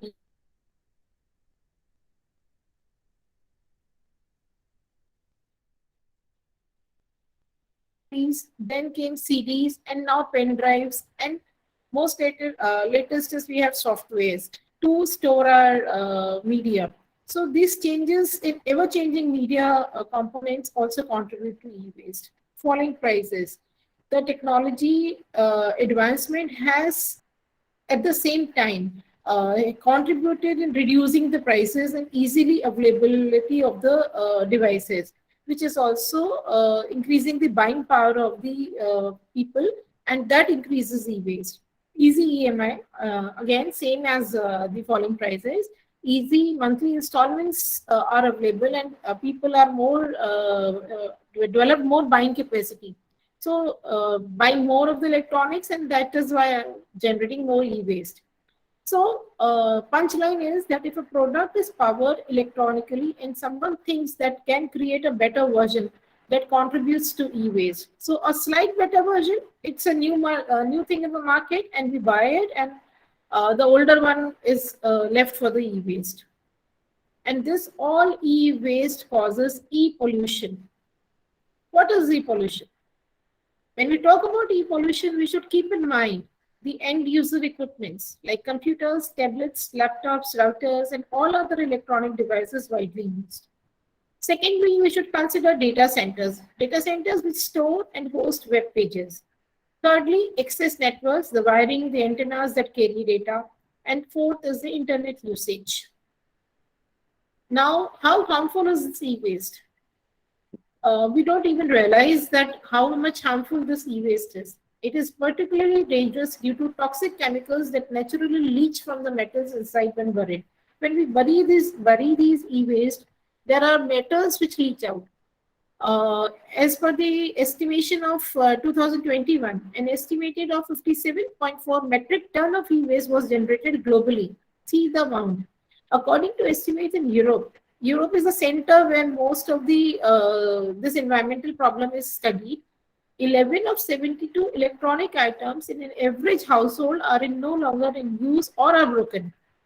Annually per citizen, we're talking of Europe, another 4 to 5 kg of unused electrical and electronic products are hoarded in Europe prior to being discarded. So see, this is one country we're talking about which is generating 4 to 5 kg of unused electronic products. Globally, you can imagine how much e-waste we are generating. E-waste hides toxic metals. See, I told you in my previous slide that they have toxic metals. So once they On above ground, we feel that they are safe and safe to use and be around. But once they are buried, they have toxic materials like beryllium, cadmium, mercury, lead, which pose serious environmental risks to our soil, water, air, and wildlife. They leach into the landfills. So leaching poisons nearby water. How does it poison? There is so much e-waste that the trace amounts have ballooned over the years, multiplied many folds over the years, and they reach the landfills. And from there, landfill, it doesn't stop here only. It goes to the groundwater and also to the sources in the surrounding freshwater sources around the surrounding area. Since all the electronic devices require beryllium, cadmium, mercury, and many other metals, companies continuously keep on digging sources to overcome the ever-coming huge demand of metals. So that also contributes to e-pollution. See, we are using internet in our day-to-day life. Right now also we are organizing this workshop or training program using internet, but we don't even visualize the negative impact it causes, the negative impact of internet on the environment. Its carbon footprint is mainly a result of power required to keep its infrastructure running. Mobile phones, antennas, devices we use to access the internet and data centers all require enormous amount of electricity. This electricity can come from renewable sources like solar energy, wind power energy, thermal energy, but it often does not. In its report by Greenpeace, I would like to tell you that it is an organization, independent global company network, which exposes the environmental problems and provides solutions to the environmental problems and does research and surveys. So this Greenpeace organization, they submitted a report on how clean is your cloud, and he found that 70% of the 4 lakh mobile phones antennas in India don't have access to reliable electricity sources, and they rely on diesel power generators to make up the inadequate power supply. The big data centers in Western countries also rely on backup diesel generators that kick into action in the event of power cuts. So these diesel generators usage contributes to e-pollution. From the start of COVID-19 pandemic and numerous ensuing lockdowns, there has been exponential increase in the use of video transmissions and live streams all over the world. And I hope you all will agree with me. And despite some erroneous assumptions estimating that CO2 carbon emissions for watching 30 minutes of video streaming on Netflix, the climatic impact of streaming video continues to be relatively modest. By far, the most significant contributor to an individual internet carbon footprint is our use of online videos, which generates 60% of world data flows and over 300 million tons of carbon dioxide per year. So you can imagine the amount of e-pollution contributed by just watching the videos, online videos. So we are not aware that we are causing so much of environmental damage. We are unaware because day to day we use and we don't realize that we are contributing to this e-pollution. How do we contribute? So e-pollution is the environmental damage comes from the constant heat and cooling down in facilities referred to as data centers. Data centers are the centers where online information is collected, processed, stored, and exchanged. Supercomputers in these facilities are constantly running and tend to get very hot and to melt. If they become excessively hot, they can result in melting down of the computers and also of the internet. So we need to cool these supercomputers, and pollution arises from the cooling system set in place to cool the computers so that they don't overheat. And we can say that data centers are energy devourers. In their report, How Clean is Your Cloud?, the Greenpeace found that 51.1% of the electricity is used by Apple servers is generated by coal plants. In IBM servers, 49.7% of energy, and in case of Facebook servers, 39.4% of energy is generated by coal plants. These figures show that thousands of tons of carbon dioxide is emitted into the atmosphere, and the dirty air also goes with it. What consumes energy in a data center? I told you that the cooling down and the air conditioning consumes energy. So just to give you an idea of energy needs of data centers, Facebook is building only in one in Prineville, Oregon, that will consume around 78 megawatts of electricity, which is equal to lighting around 64,000 homes. So you can imagine how much electricity is required to run a data center of only Facebook. Data storage centers are storage centers of digital information, as I told you earlier also. Network infrastructure and data centers are responsible for half of all digital pollution. At a data center, air conditioning is most expensive element in terms of energy. This is one of the reasons why Facebook has transferred its servers to Nordic countries like Sweden or Canada, close to various hydroelectric plants, so as to save energy. Since 2010, Greenpeace organization also encourages actors on the web to supply the data centers using renewable sources of energy like solar power, wind power. And Facebook and Google have also joined the pledge to use the renewable sources of energy. So what can I do? What can we do to reduce this digital pollution? As you all are aware, the mantra of 3R, reduce, reuse, recycle, applies here also. Reduce or generation of e-waste. Reuse still functioning electronic equipment by donating or selling it to someone who can still use it. So I don't say that don't buy a new equipment, but if your old equipment, electronic equipment is working, please donate it so that someone else can use it. Recycle those products that cannot be repaired. Computer accessories, monitors, televisions, electronic equipment should not be disposed of with regular garbage. So measuring your carbon footprint is the first step to reducing it. We should know what our carbon footprint, how much carbon footprint we are generating, then only we can reduce the generation of carbon footprint. But what is carbon footprint? I hope you all are aware that carbon footprint is the total amount of greenhouse, including carbon dioxide and methane, that are generated by our actions. Our daily activities like using electricity, driving a car, disposing of our waste, these all cause greenhouse gas emissions.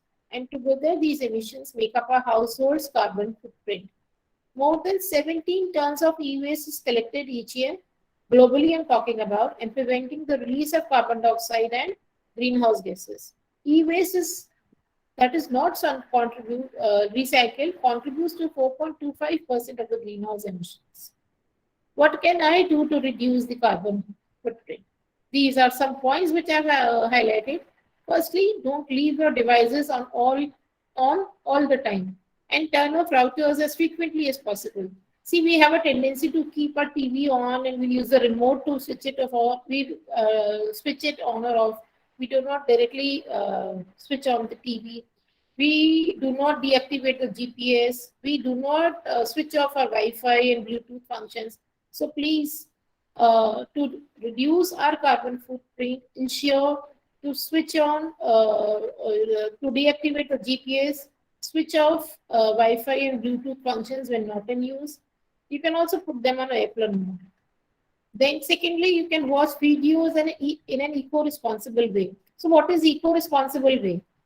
It is opt for downloads over video streaming. See, you can download a video and watch it later. Live video streaming generates more air pollution. Avoid using 4G to play videos. Block automatic playing of videos on social media and adjusting the quality of videos on YouTube. Sometimes you can you can watch a video on a low definition that will save the bandwidth. I understand that it will not give you a good quality of the picture, but if you want to imbibe the content and not the picture, you can always see the video on lower bandwidth. Should empty your mailbox.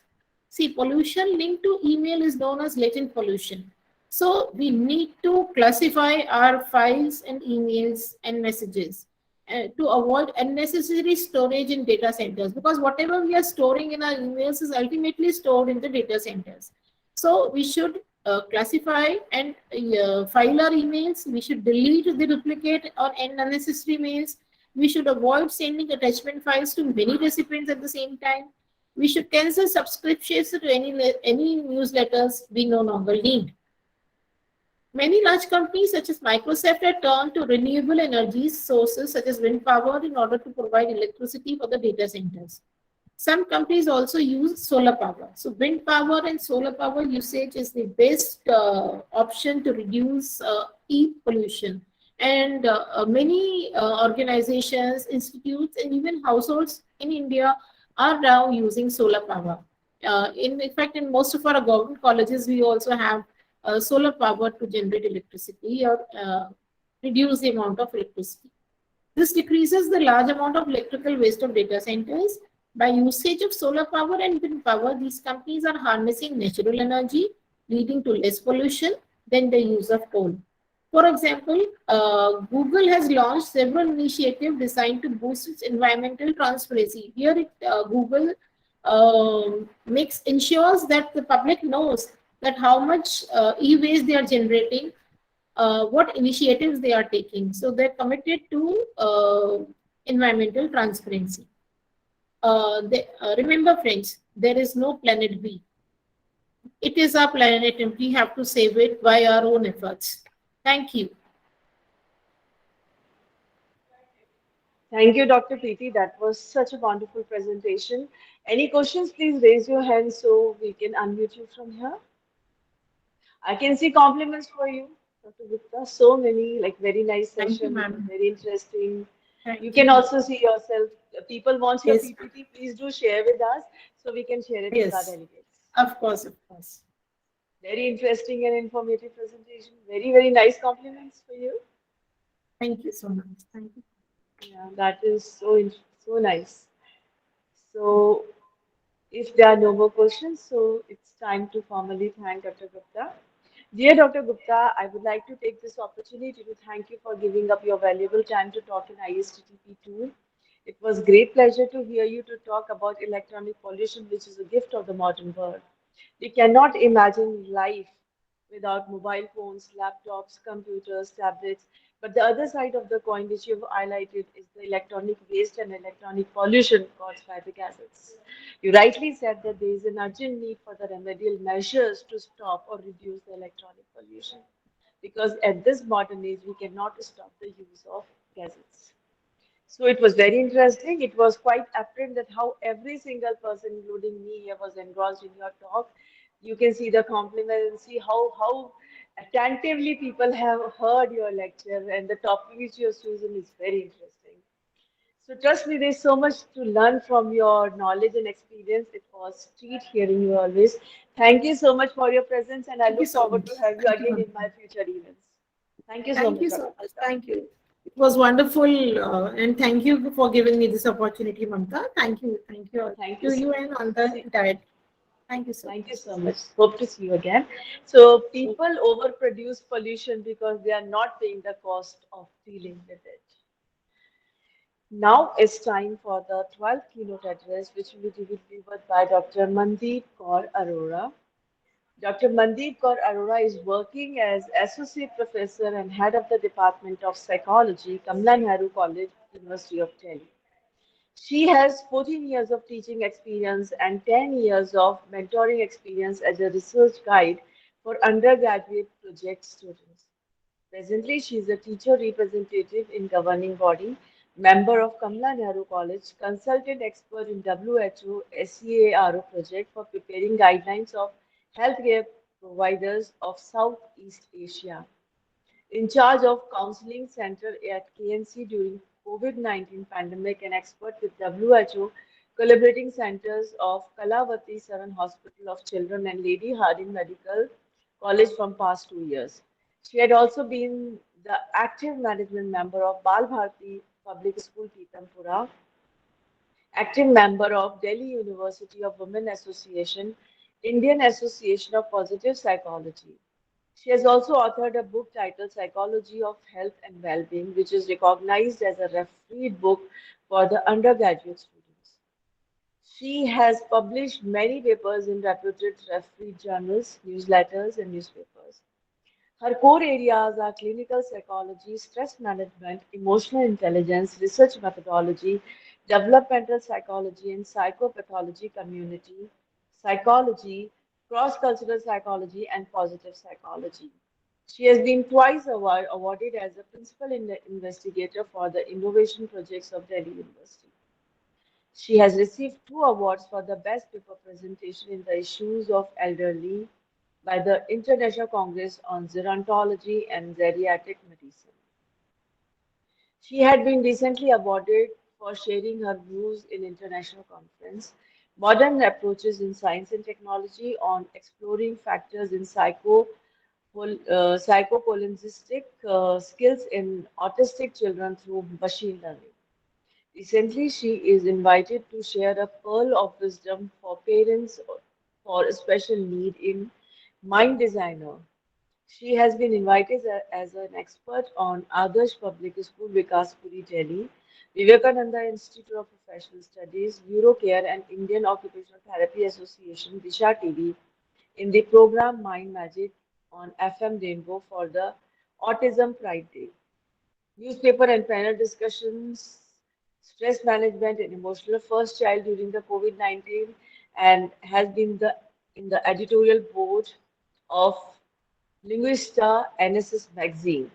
She has been the part of committees on curriculum development of FIUP, personality development programs of Institute of Lifelong Learning Center of Delhi University, and Opal School of Learning of Delhi University. So we are waiting for the ma'am. So just bear with us. She'll be soon with us. Till that time, we can have some videos for you.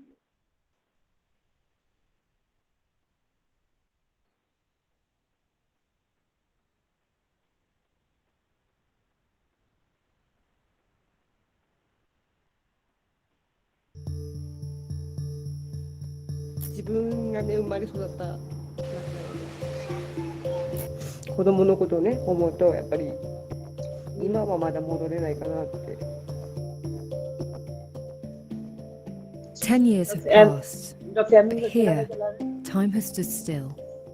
Frozen at 2:46 p.m., the exact moment a massive earthquake struck northeastern Japan and led to one of the worst nuclear disasters of all time.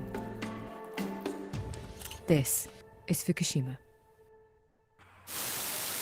Japan has been hit by its biggest earthquake since An records explosion began. was heard and smoke seen at the power plant. The images of destruction and flooding coming out of Japan are simply heartbreaking. On the 11th of March 2011, a magnitude 9 earthquake struck here. It caused a tsunami which killed more than 15,000 people and led to a meltdown at TEPCO's Daiichi nuclear power plant. Whole towns were washed off the map, leaving nothing behind. Over 100,000 people were evacuated. But how did an earthquake lead to such an enormous disaster? And what was it like for the people who were at the epicenter? 3 challenges self-employed people face with their teams. Number 1, they don't know how to train their team. Number 2, they don't have the time to train their team. And number 3, they have this fear that if I train my team and they learn everything, then they will leave and start their own business or join the competitor. As a result of these 3 challenges, what ends up happening is you end up doing everything in your business even though you have a team, and you get stuck in the trap of month-to-month survival and firefighting. I want you to click on the link below if this is you and register yourself for my upcoming 4-hour live training called the Business Breakthrough Seminar, where I will break down for you the stages of building a business which can grow without you, where you will understand what exactly you need to do to retain your team and develop them with the adequate skills so they can deliver the result that you desire. Click on the link, register yourself. I look forward to seeing you at the Business Breakthrough Seminar.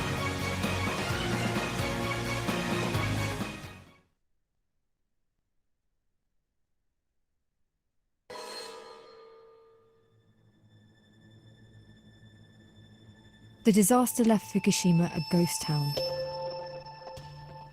hidden away behind barricades, abandoned homes, washing hanging where it was left.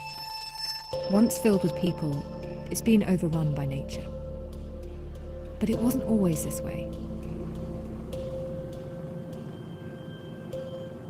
After World War II, nuclear power offered new possibilities. With few of its own natural resources like gas or oil, for Japan it was a way to avoid relying on other countries for electricity. By 1954, Japan had budgeted 230 million yen for nuclear energy, and it began to build nuclear plants faster than any other nation in the world. In 1967, Tokyo Electric Power Company built its nuclear plants in Fukushima, and the Daiichi plant became one of the largest operational nuclear power stations on the planet. The Japanese government and energy companies and also major media outlets, they work together to create the safety myth. The idea that nuclear energy does not bring any harm to the people, right? So it only emphasizes the positive effect while neglecting or almost sort of consciously ignoring the risk and harms that comes with it. But in 2011, everything changed. The quake was the strongest Japan had seen for 1,000 years, even bigger than the Great Kanto earthquake in 1923. It was so powerful that Japan's coastline moved 8 feet to the east and sank 3 feet down. It set off aftershocks around the world. Tremors were felt as far as Beijing, United States, and Cuba. 静かな町民も安心したっていう人ですけど、僕はでもできてる。この津波が来たって言ったら、おそらくチリ津波の2倍の力じゃないかなっていうふうに思うんですね。The tsunami flooded the nuclear power plant. Result? Massive overheating, and reactors 1, 2, and 3 suffered meltdowns. When the power supply failed, operators lost control of the plant, and a hydrogen explosion blew the roof and walls off reactor 4. Chernobyl was an explosion inside the reactor core. Fukushima was different in that it was an explosion in the reactor building. There was a partial meltdown. Hydrogen gas was vented out of the core, and then it was that hydrogen gas that exploded. So the radioactivity we see in the environment from Fukushima is volatile elements that came out of the reactor as it was overheating and melting down. Japan classified the event as a level 7, the same as Chernobyl, meaning it was a major release of radiation with widespread health and environmental effects. Following the explosion, the government set up an exclusion zone prohibiting residents from living within 20 kilometers of the plant. In the beginning of such an accident, nobody really knows how the things will develop, and the Japanese government or the local authorities, they reacted quite quickly, and evacuation started already on the day of the accident.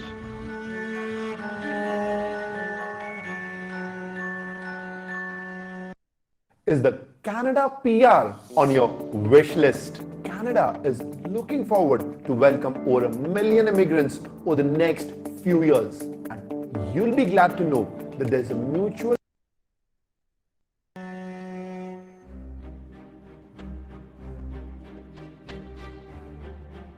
For many, the nuclear disaster at Chernobyl called for a re-examination of the dangers of nuclear energy. The way we characterize risk tend to be a combination of severity and frequency. But in nuclear power, frequency of 1 is high enough. You don't want even one event like that to happen. It was believed that an accident like that couldn't happen in Japan. One report by TEPCO called the fallout beyond hypothetical assumptions. The earthquake was stronger and the tsunami bigger than anyone expected. But for TEPCO, there had been warning signs. That was one of the first nuclear power plants imported from the United States, called turnkey contract, which means that you just depend on the manufacturer. So there was a lack of basic know-how in dealing with nuclear design and everything. The design for the nuclear plant meant that the emergency power sources were stored underground. The idea was that this would protect them from the risk of a hurricane rather than a tsunami. But what the design didn't account for was some of the highest tsunamis in Japan's history. And that mattered because the only thing protecting the plant from a tsunami were these walls. They were meant to stop waves of up to 5.7 meters, but the tsunami had waves that peaked at 17 meters high. 13 years before the disaster, a TEPCO employee found a crack in one of the reactors at Fukushima. When he reported it, TEPCO told him to conceal the evidence. He ignored the advice and told the government regulators, who ordered TEPCO to deal with the issue. So TEPCO fired the employee.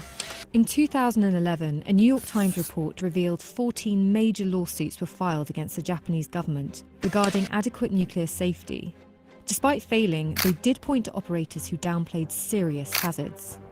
They planned to actually address the structural problem, but then after they came to the conclusion that it's going to cost a lot of money, potentially it may shut down the plants. So unfortunately, they put higher priority in continuing nuclear power plants operation over taking measure against tsunami. In February 2021, 10 years after the disaster, Tokyo High Court held TEPCO and the Japanese government liable for negligence in Fukushima. The area around the Fukushima plants was radioactive. Many had lost their homes and their families. 津波が追ってきたのを車で、もう犬とおじいちゃんを連れるだけでもう精一杯で数えるというかみんなっていうか10人っていうかそうですね向こうのほら歌津の方とかもみ打ちありますしそうですね。Tens of thousands had been evacuated.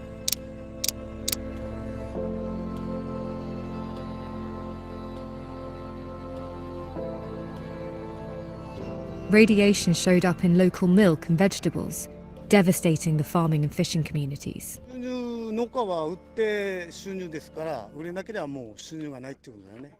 全く情報がわからないので、このネミズバは今の対象外の製品なんですよね。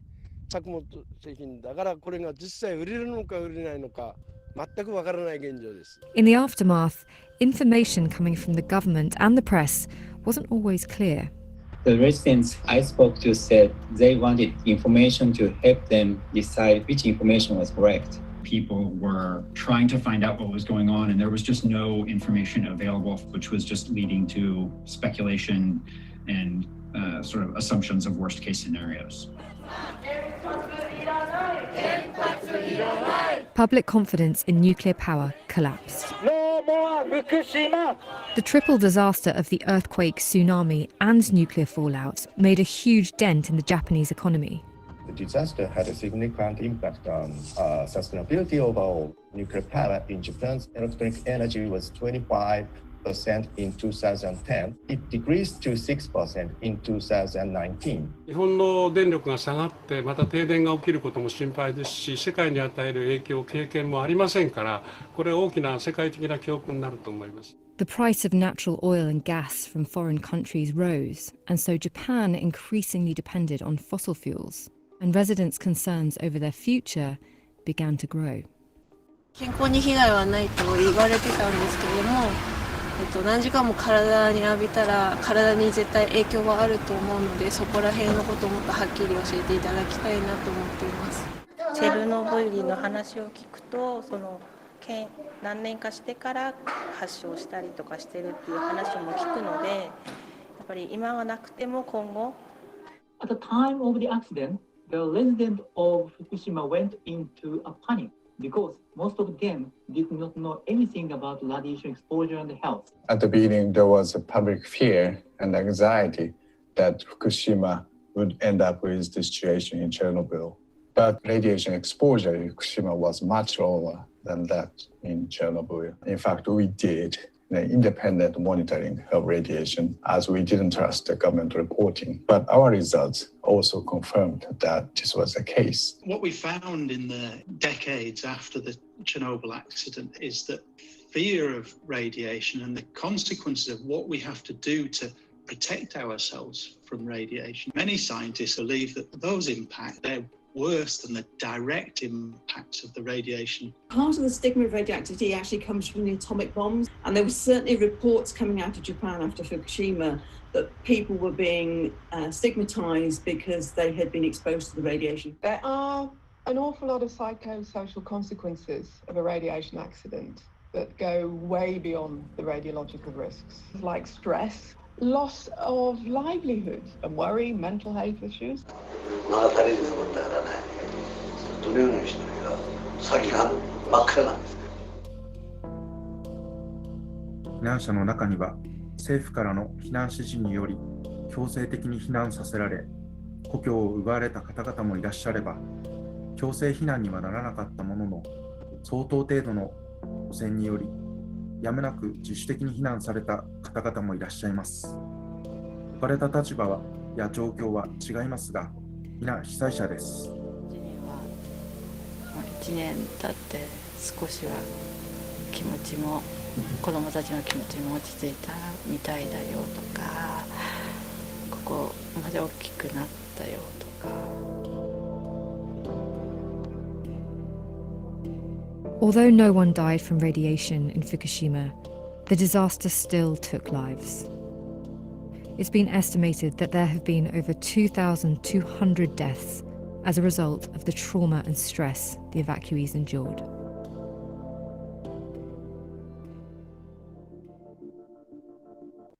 Law of attraction can create amazing results for people, and everybody knows that. But the sad part is a lot of people are using law of attraction in the wrong way. See, people are running behind techniques like visualization. The 2011 disaster left Fukushima changed forever. The biggest difference between what happened in Chernobyl and what happened in Fukushima is that the Japanese government believed the area has to be cleared. The facility at Fukushima is being decommissioned, but it's a huge operation. Vast amounts of waste like contaminated water and soils being created, and where to store it is still an ongoing issue. According to government estimates, the total compensation for the disaster could reach 21.5 trillion yen, which is $198.3 billion, and the cleanup effort may not be completed until 2051. It would be difficult for this region to return to how things were before the accident. With decontamination still in the distant future, it raises the question, is it safe to go back?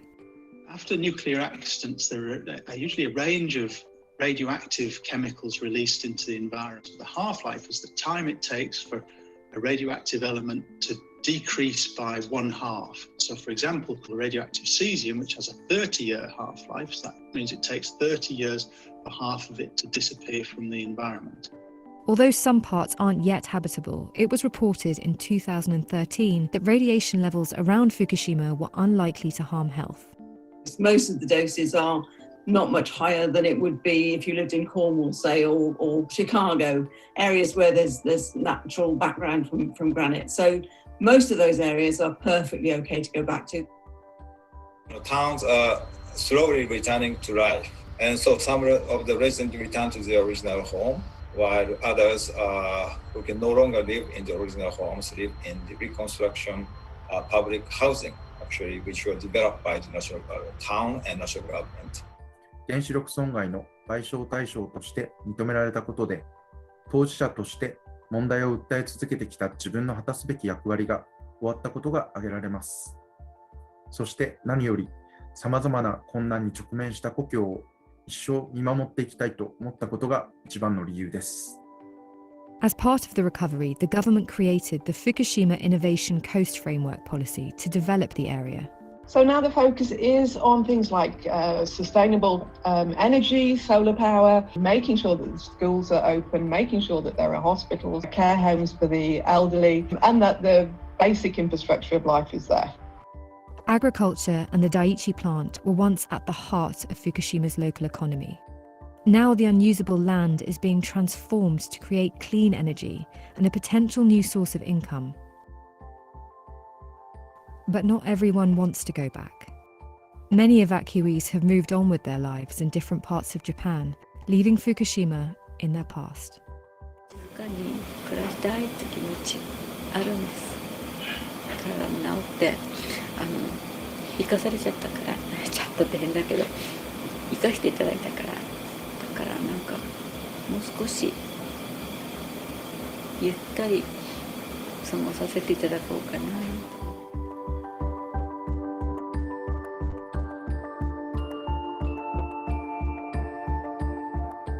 When you think about the risk of the decommissioning process, we still have 30,000 people are still evacuating from the Fukushima area, their own home. So I would say, even after 10 years, Fukushima accident is not over. The earthquake that caused the Fukushima disaster couldn't have been predicted. But some argue that doesn't mean the fallout was unavoidable. Fukushima and its residents are slowly beginning to recover, even if a completely decontaminated future is still many years away.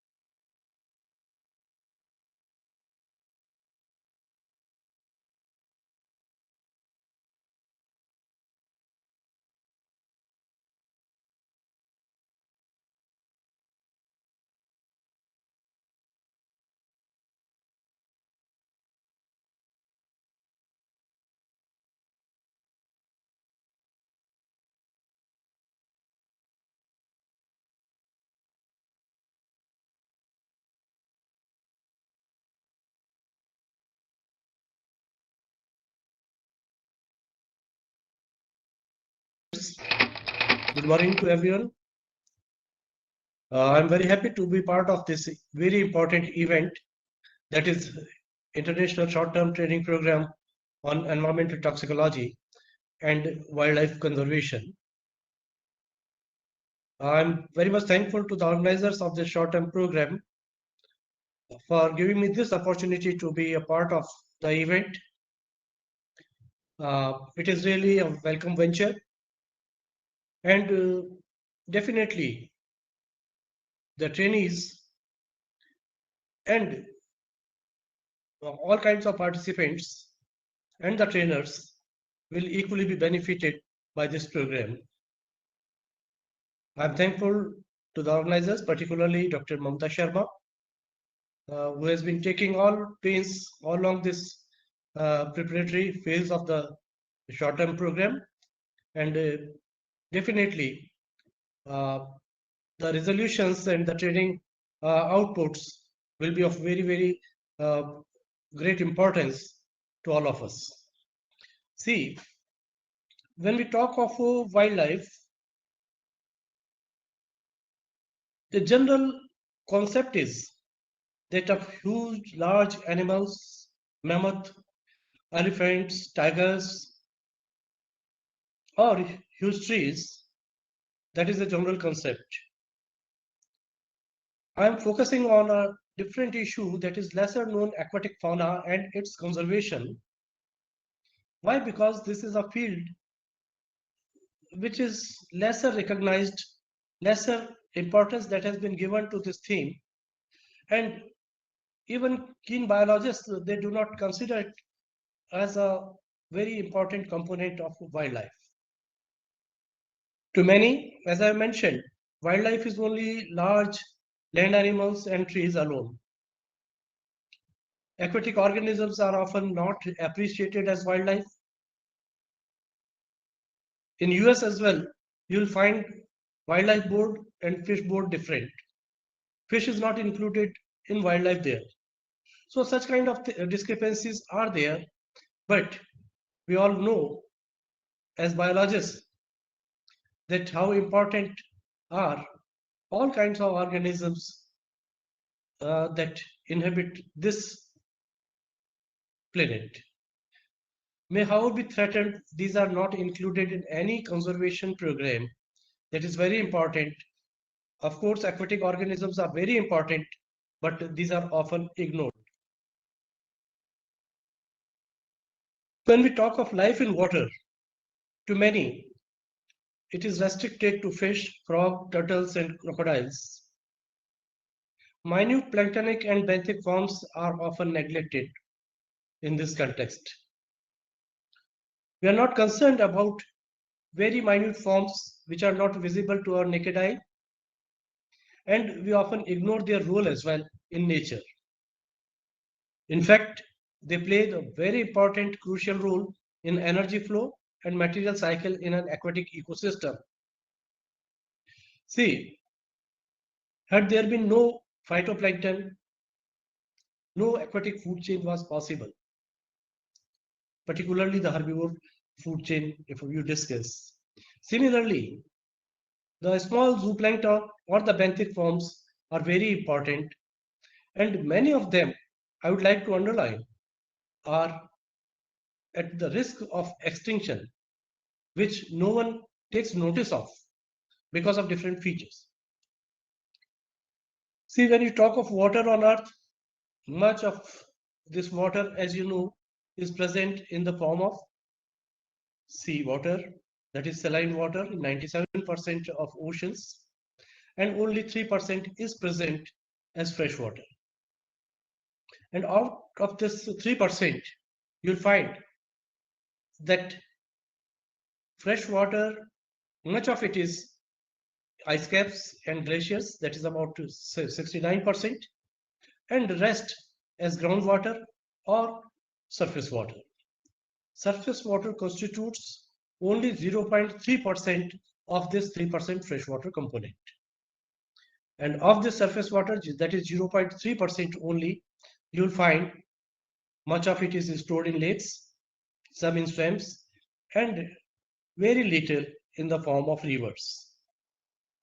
We have a variety of aquatic ecosystems in which we find this surface water. But as you talk of water, it is often regarded as H2O scientifically, but natural water is never pure H2O. It always has H2O plus XYZ. This XYZ could be suspended or dissolved material, and this XYZ determines the quality of water. Because, you know, from the sediments, from the catchment, not much of suspended and dissolved matter gets into natural waters. And this XYZ, as I have mentioned in this slide, this forms the basis of the quality of water. And of course, this XYZ or whatsoever suspended or dissolved matter is there, may it be in gaseous form or in solid form, is very important for the living beings in water.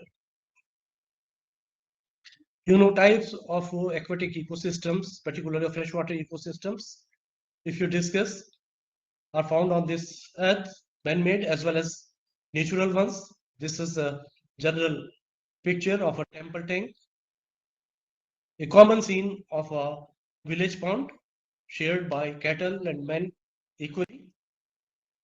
This is a natural lake or a reservoir impounded, storing canal or river water. This is a canal ecosystem carrying water from some reservoir or from a riverine source. And there are many other small pools, puddles, so they also constitute very important aquatic ecosystems. As we talk of life in water, particularly fresh water, see, we can segregate it into flora and fauna. The flora basically include macrophytes, which are visible to naked eye. Most of them are rooted ones. And there are phytoplankton.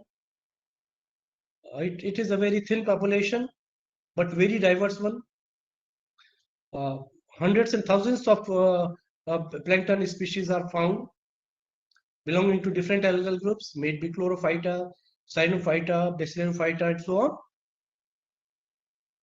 Then if you talk of fauna in water, ecologically it could be nekton. These are infrequent, of course, like small fishes and frogs. But if you talk of diversity, in freshwater, you'll find a very great variety of zooplankton. The population may be thin, but is diverse. And at the same time, many organisms are found as benthos, maybe as adult or their larval forms.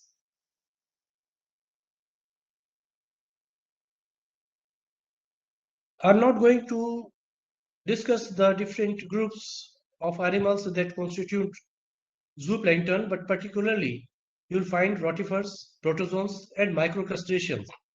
These constitute major zooplankton in an aquatic ecosystem, particularly the freshwater one. What decides the diversity. What decides the population? What decides the productivity in an aquatic ecosystem include ionic regime.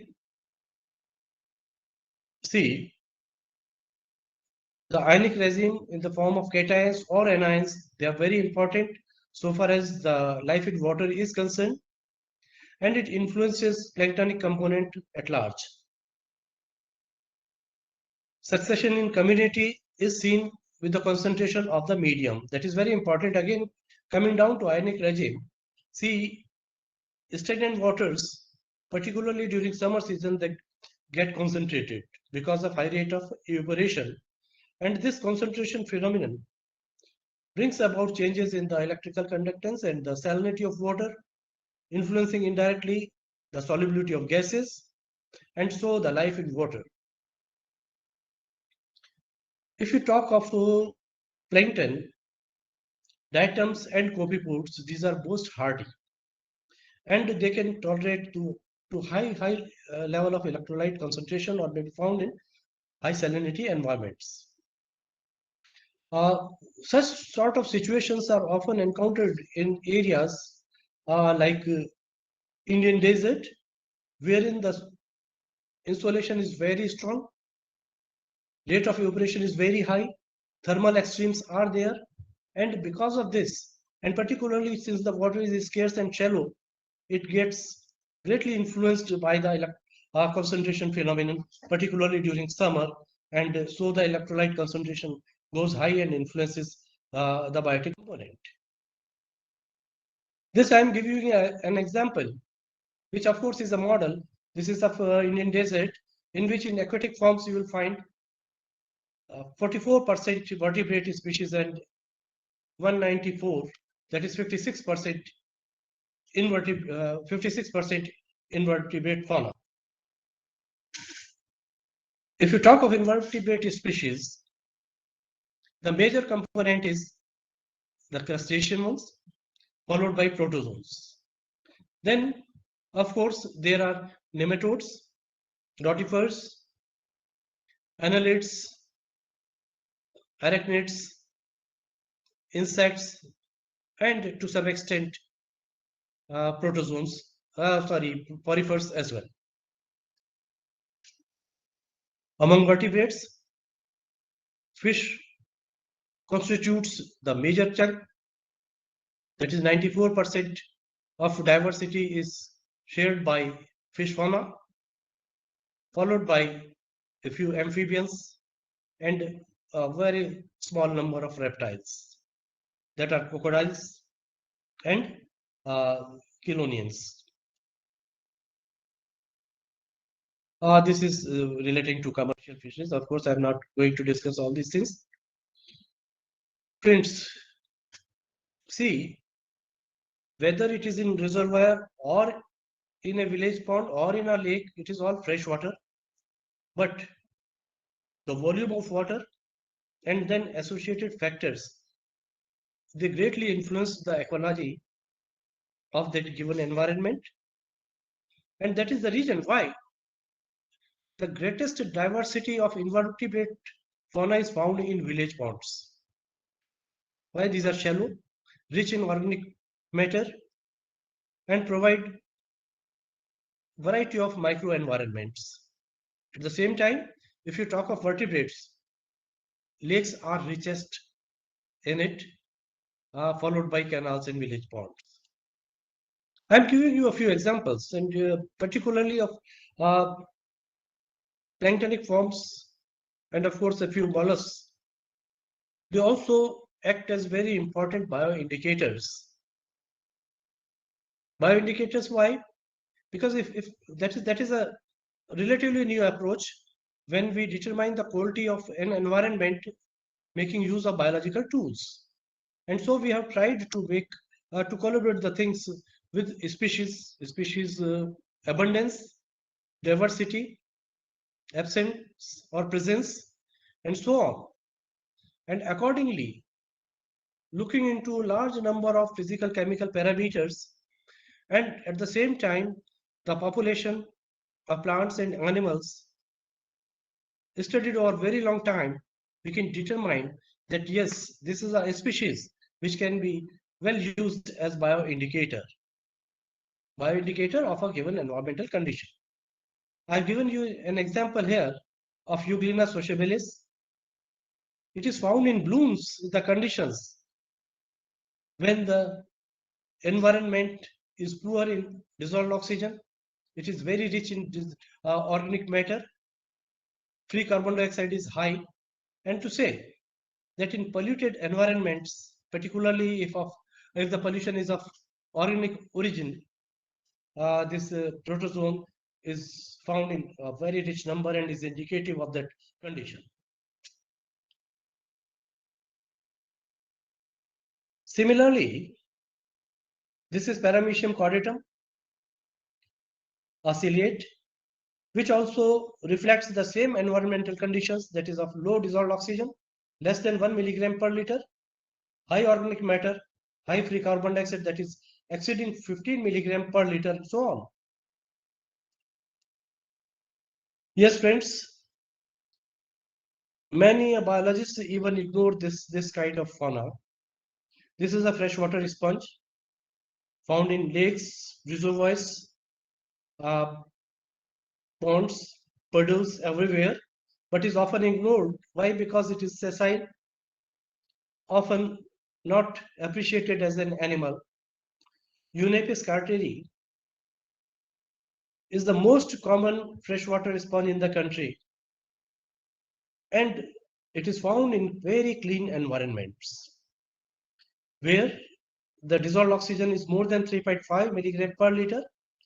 If the water is polluted, no freshwater sponge will be found. Water has to be poor in organic contents. It should have no free carbon dioxide or very little one. And particularly, it is found in alkaline environments where the pH has to be more than 8.5. And we have encountered such sponges in different environments. And me, during survey of Rajasthan and Gujarat freshwaters, about 200 plus bodies of water, we have recorded 9 species of freshwater sponges in this region. This again is Unapis carteri, found on the banks or the wall of a lake, and is also associated with the roots of ficus that are getting down into water. This is a closer view of Unapis carteri, rich in gemmules. You know, freshwater gemmules have asexual reproductive bodies called gemmules. This is a freshwater sponge rich in gemmules, as you see here. This is the only species I could find of coelenterate in Rajasthan and Gujarat waters, Hydra vulgaris. No other coelenterate I could come across. A bryozoan, again from water from close to Bikaner. I couldn't identify this species. Even Zoological Survey of India people couldn't help me to identify this bryozoan. See, as I mentioned, that many forms are found in larval stages in aquatic environments, and this is one of them, a trematode larva, Furcocircus cercari, and its very popular host is Endoplenormis exustus, a gastropod. And this is very frequent. This cercaria is very frequent occurring in Endoplenormis exustus, and of course, to some extent, in other snails like Limnia and Bellania.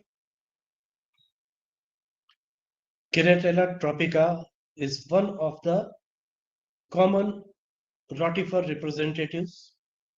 It's very common among waters, particularly which are polluted ones. You know, rotifers are considered to be the best indicators of pollution in freshwater. So is true with this Keratella tropica. If the oxygen is low, that is less than 1.5 milligram per liter, water is rich in carbon dioxide, free carbon dioxide level is high. Under such environments, you will find a very rich population of rotifers, and this is one representative. This is one representative of a leech, that is Alboglossophonia weberi. Variety of leeches are found in fresh waters. See, for a common man, a leech is one that is found attached to some cattle or some larger animals. But no, there are leeches which are not saggivorous as well.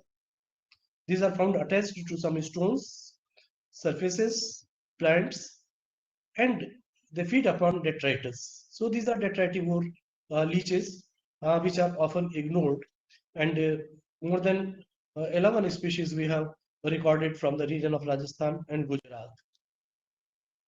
Streptocephalus dichotomous, a small crustacean seen upside down swimming, beautiful in swamps. And yes, this is a very, very important species found in restricted areas, endangered, not common, found only in saline environments.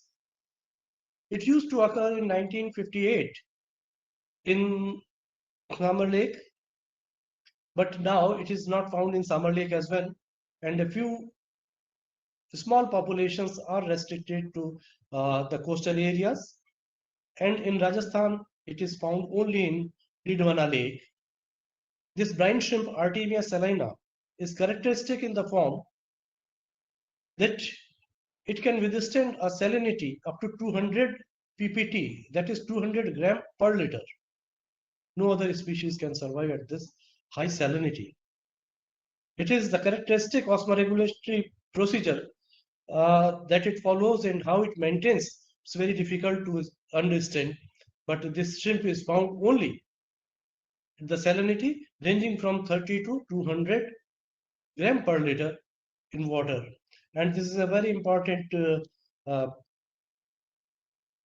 organism in the form that its cysts are very costly. These are exported and are used to be a very good live food for aquaculture. You see, its cysts are like seeds, have a shelf life of over 20 years. You collect the cysts, store them. Whenever you feel like having young Artemia, you place them in water, aerate it, and you will find nuclei coming out of those cysts. So such a unique feature is very rare among animals and among animal kingdom. This is a very rare species, Triops. See, this crustacean is very, very rare, not found in most of the waters, and I could find this species only in a single lake, that is Garsisar in Jaisalmer. So, and it is also very important from evolutionary point of view if you study it. Chironomids, these are the larvae of midges, and you see these are indicators of organic pollution. The only creature among insects that has hemoglobin as respiratory pigment, so as to make use of whatsoever little oxygen it has got at its disposal. It is found in muddy bottoms of freshwater bodies, which are rich in organic matter, poor in dissolved oxygen, and so on. This is not very important, of course. So it is a comparison of bugs and beetles in water. And these are a few mollusks which are found in freshwaters of this Indian desert region. See, their thermal tolerance is different in desert as compared to those in benign environments. Say, the Indoplanar orbis of Rajasthan has got a different tolerance for temperature as compared to those from Madhya Pradesh or some benign environments. Same is true for Bellamia bengalensis. This is again a gastropod. Another gastropod, that is Lemnia, then Labellidensis. See, it is a very good example of cohabitation. You see, this is a mollusk, Bellamia bengalensis, covered by cladophora, that is algae, filamentous algae, and other algae are also there, and they provide a very interesting environment so far as rotifers, protozoans, microcrustaceans are there. They inhibit these cladophorine filaments, and you see this gastropod provides mobility to algal filaments and the bottom of the water body. Now, coming down to the points of stress, why do we discuss all these things? Are aquatic organisms having any stress or threat? And if so, what measures we can use to conserve them? See, as we all know, species is not a static unit. It is a dynamic unit. Once exhausted, we will never get it. We have a concern for tigers. We have a concern for leopards and larger animals, but hardly we think that if a spongy species is lost, where from we will get it. So that is my concern, friends. Freshwater organisms are much influenced by threats like thermal extremes. Shallow waters in particular are much influenced by winter and summer temperatures. Many organisms are ephemeral in nature. As the small water bodies, they observe long dry periods. They protect themselves either by hibernation or estivation, or by producing some propagules which are hardy enough to resist to the given conditions. Some cysts, some hardy eggs, and other forms through which they just pass on the long dry periods. And once they get back the water, they come into as adults or young ones. Saline, alkaline, and hard conditions. These are particularly found in desert areas. So when the water gets concentrated, it becomes more saline, more alkaline, and more hard. And that is a stressful condition for most of the species. And you know, the solubility of gases is inversely proportional to temperature. So as the temperature rises, the water becomes deficient in oxygen and other gases. So is the reason why at times there is a large scale death of fish in a body of water, not because of temperature, but because of low oxygen level in the water. As you talk of threats, the change in water use pattern. See, already wherever the water is less and it is being used for the purposes for which it was not meant, like sometimes the water is just filled into tankers and taken away, and in small water bodies like pools and puddles, they just get dried up. The catchment area degradation or reduction is also very important. Now you see, with the increase in industrialization, urbanization, and agriculture, you find most of the catchment area is preoccupied by other structures that restrict the flow of water in a body, and this leads to a poor influx and a poor retention, and as a result, there are long dry periods in a body of water. That's why I mentioned that long dry spells. Then qualitative degradation of water is another factor. You see, water is considered to be the best solution to pollution. Why? Because we feel that you put anything in water, it will get diluted and we get rid of it. And with this set of mind, much pollution burden is often exercised in bodies of water, may it be a lake or a river or a canal. Then there is risk from fresh invasions, that is predators or parasites. These are competitors. When we see that the waters of Indian desert, certain species were not found some 50 years back here, but with the introduction of canal network, many exotic species have come into picture, and some of the species are introduced as well. Like you know of tilapia, which was introduced in these lakes so as to have a good fetch, but at the same time it proved to be very, very hazardous. So that has to be a very serious concern if you talk of exotic species. See, when we talk of conservation needs and measures, that is what this workshop is focused on, that how we can conserve wildlife. Again, I'm coming down to that picture. Yes, this too is wildlife and deserves utmost conservation. And that is possible through judicious water use, because water is life support system for the aquatic organisms. It is not just a resource. They would survive without water, whatsoever aquatic biota is there. Then stress on catchment area management. We'll have to observe that these catchments of any body of water are not enclosed by human settlements like agriculture or industrial ones. Qualitative upkeep of waters is again very important. We'll have to see that no body of water is polluted through any source, may it be point source or non-point source, natural or anthropogenic one. So that has to be observed. And as I mentioned, at times exotic species are highly hazardous to the local fauna and flora.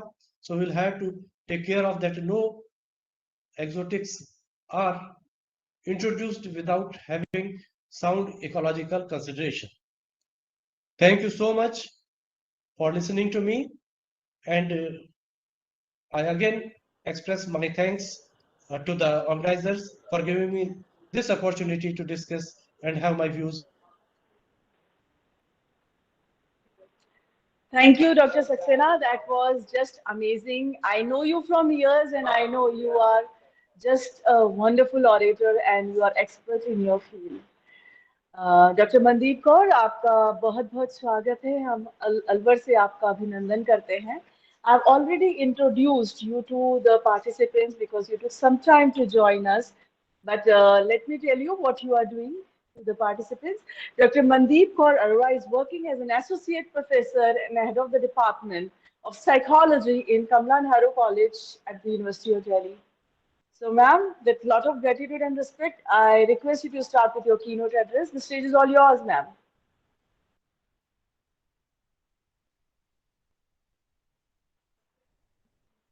Ma'am, kindly unmute yourself. Okay. We have already. Am I audible now? Yes, ma'am, very much. Okay. Good afternoon, everyone. And you have been listening since morning. I'm sure this is a different topic. And before I would like to continue, I will like to definitely put a disclaimer that though I'm an expert in autism, but yet I'm new to the environmental field. So I have taken a little effort because taking a cause in my mind that, you know, something has to be done with autism. And when this particular lecture or opportunity came, so I actually took time because I've been hearing a lot about how environment can impact. So before we proceed with something, I would like to definitely share that this is not my personal research, but a little research that I've done in few days to understand how can we place autism with environment. So let us begin with this. I'm just kind of sharing you the presentation. Just hold on.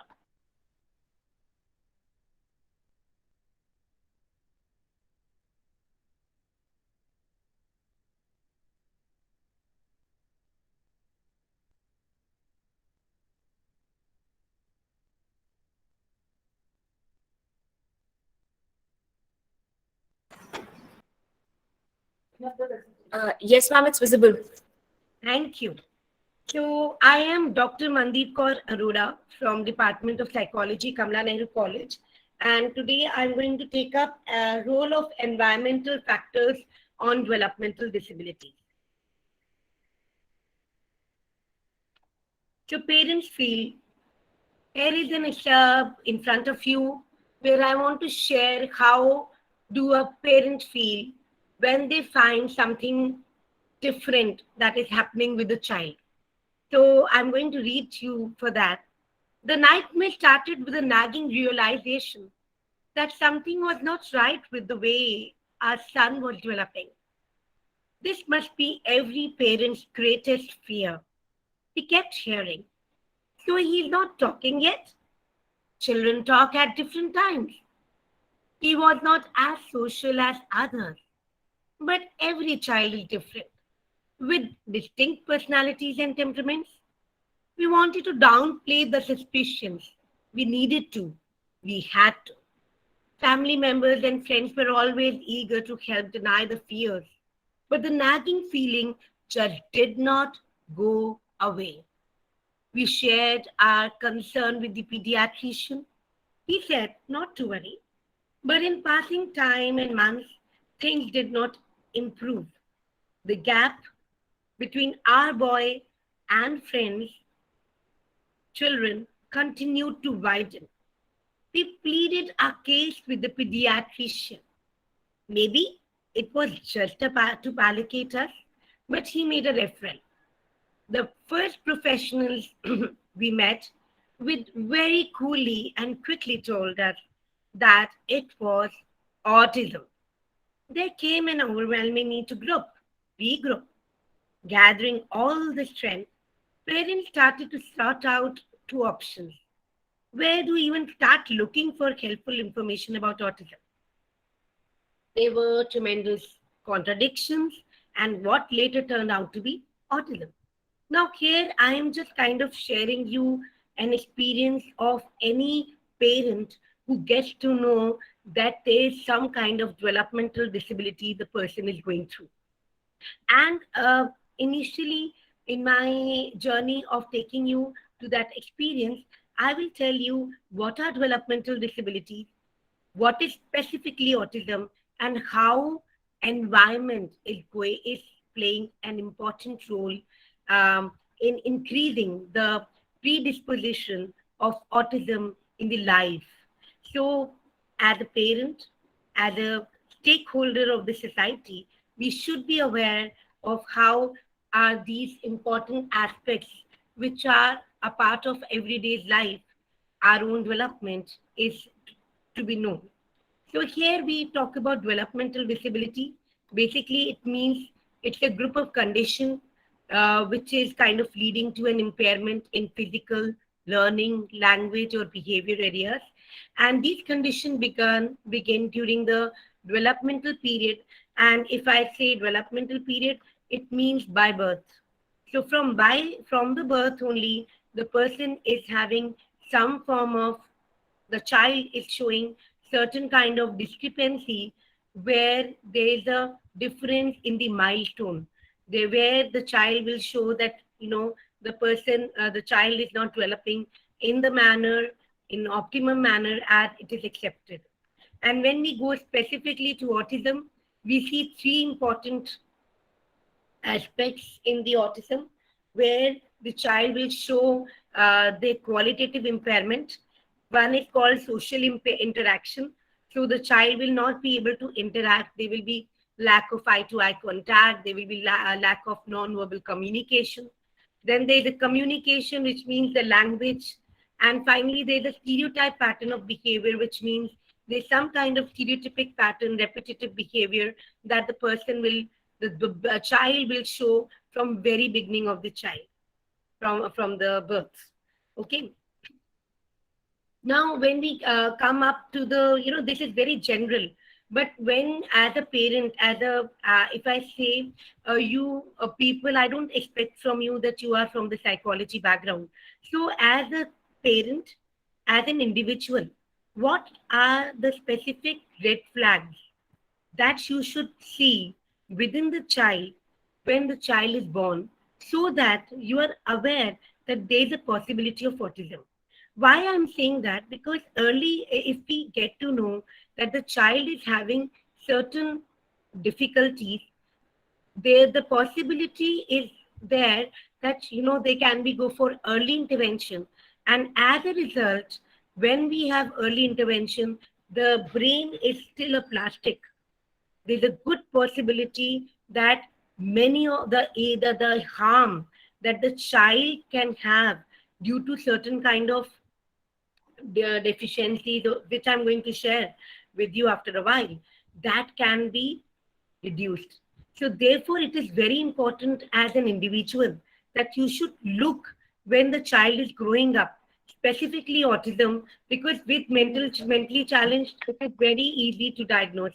But with autism, many times it has been found that the parents do not get to know that the child is having autism till 3 years. So please, these are certain things which you need to see. One is infrequent looks for others. The child will try to avoid the gaze. The child will have poor eye contact from 6 to 9 months.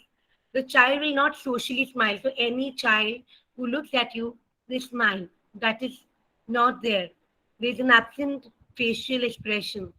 There's a poor emotional modulation. There's a babbling is delayed. And even there's an infrequent vocalization like ah, e. These are vocalization that the child produces. Finally, there's an abnormal pattern of power focus or attention. Then by 9 to 12 months, which means 1 year, the child is expected to orient when you are calling the name. So if there's some child called Sham, so if I call Sham, the child will look at you, but the children with autism will not look at you. So they will have a decreased orientation to name. They seem to have hear environmental sounds better than voice, right? Because someone say, okay, maybe the person is having hearing impairment, but the child is responding to other sounds in the environment. So this shows that there's specifically a kind of avoidance to hear his name and having interaction. There's a decreased monitoring of others' gaze. The person is not able to follow a point, and there's an abnormality in arousal to stimuli. There's an infrequent babbling. By around 1 year to 3 months, the child will not be pointing, the child will not show. There's a speech that starts delaying. There's a kind of preservation. The child will play in a manner which is going to be very, very specific. He will not interact, he will not say bye-bye. So such kind of interaction you will find the child is not showing. Finally, the child will not show pretend play. The child will not imitate. There will be lack of imitation rather. And so you will see the signs of developmental regression in this. So understanding the basic of it, this whole observation of autism was first identified by Leo Cannon. And then now it's more than 60 years. Basically, we have DSM-5, which is called Diagnostic Statistical Manual, which is now at 5 level. So they have given the specific criteria to diagnose the autism. So when we see this prevalence of autism, it is about third most common developmental disability. And you can see it's a report of 2000, very early, I'm sorry, but even then 2 to 4 cases of autism were found. So if you see, with time, there has been increase in the identification of autism and diagnosis of autism. Okay, now this is very general. You have understood that there is autism, something called, associative issues with autism, like impulse control disorder of OCD, mood and anxiety disorder, which are also kind of comorbid to this. Now, how does all this is related to environment? That is very important. Now, here we can see, here is my research. I feel that is kind of going to help you as an environmentalist. when we talk about autism, and now we are talking about the environment, you can see that we have come up in the world where we are living in toxic, and there are a lot of man-made pollution. Now, how it is impacting this man-made pollution is impacting?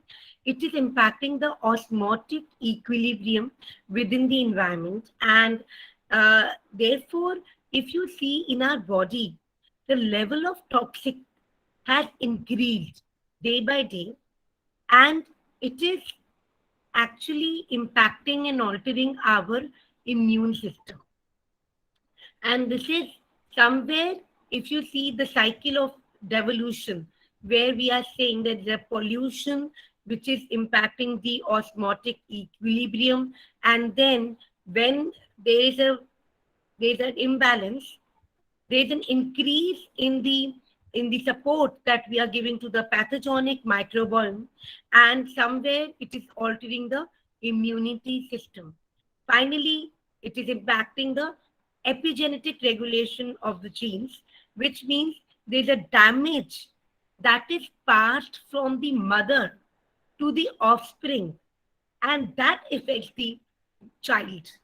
So the whole idea is that therefore, in recent times, I will bring the prevalence rate again. In recent times, the prevalence of autism has exponentially increased from one generation to another.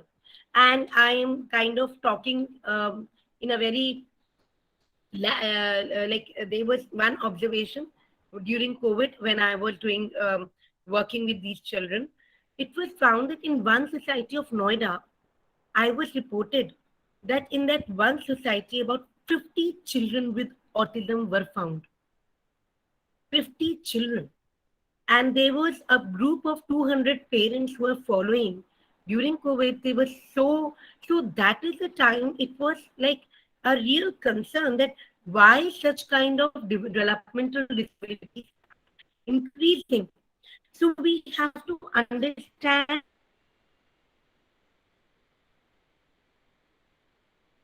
and go further back to our prenatal development, because if I understand, this is the kind of disorder, this is the kind of disorder which is developmental, which is by birth. So how it is possible? We can see that there's a impact of gene, but today we will be astonished to see that there's a role of environment that is actually playing a very important role. So earlier it was thought that when the child is born, and in the prenatal stage, when the, when there was a food that used to pass, the placenta was a shield for the child. But with growing awareness, we have got to know that, even the placenta, earlier we used to think that, placenta is only accepting the nutrition, but that is not so.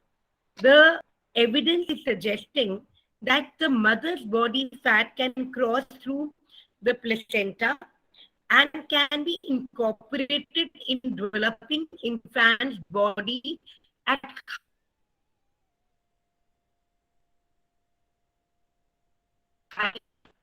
means that even the most important time period, which is found to be very important, is third trimester. So third trimester of the prenatal development of the child, when if I say third trimester means 6 to 9 months, what time is very, very important that the child, the mother is eating, what she's she's using, what kind of materials she's using, will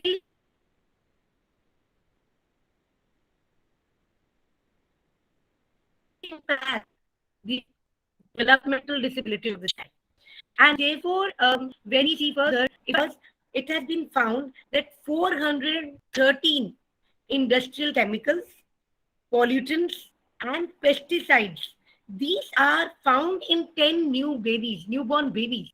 So there have been research on newborn babies to understand that how this chemical is reaching to them from prenatal development and impacting their brain, and also due to which autism, childhood cancer, obesity, asthma, and other kind of diseases are increasing because of the chemical exposure that is given to them. Let me share with you this research which was done by Klinghardt. Okay, and you will find that in this Klinghardt they found that, if you see the first chemical, which is called mercury. Now this mercury is found in a pollutant coal-fired power plants. It is found in the industrial processes, and if you will not it's not mentioned here, when we are injecting a child, okay, the mercury is also, vaccination is also stored around mercury, okay, and also while breastfeeding, the possibility is that the level of mercury content goes to the mother, from the mother to the child. So therefore, when we are very, very careful what we are giving, so now when there was a research done, they found that they tested one child and they found one child having the higher level of mercury, and it was harming the brain development of the child. There was second chemical from the pollutant, that is gasoline and garbage. So we burn gasoline, we are burning the garbage. From there we get polyaromatic hydrocarbons. And in that also we found 18 tested, and there were 9 people, 9 children, newborn baby. They were found to have such level of chemical imparted. Then there was another chemical called polybrominated dibenzodioxane and furans. It is found in plastic production, in incineration. So, and then it is also found in contaminated flames retardants. Again, when they tested 12 children, newborn babies, they found 7 children having higher content of polybrominated dibenzodioxane and furans, which means it was impacting their endocrine system and it was impacting their hormones level. So you can see the impact is so high. Here are 3 more examples in front of you. You are using these pollutants every day in your life. Like there are active ingredients of breakdown of Teflon, Scotch Guard, which you use for washing, hard fabric and carpet protectors, food wrapping coatings. These are all having perfluorinated chemicals which are linked to cancer.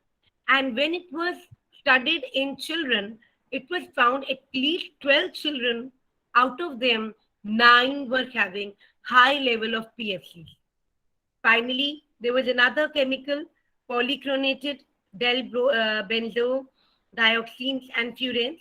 It is generally found in industrial bleaching, incineration, and it is causing cancer in human beings.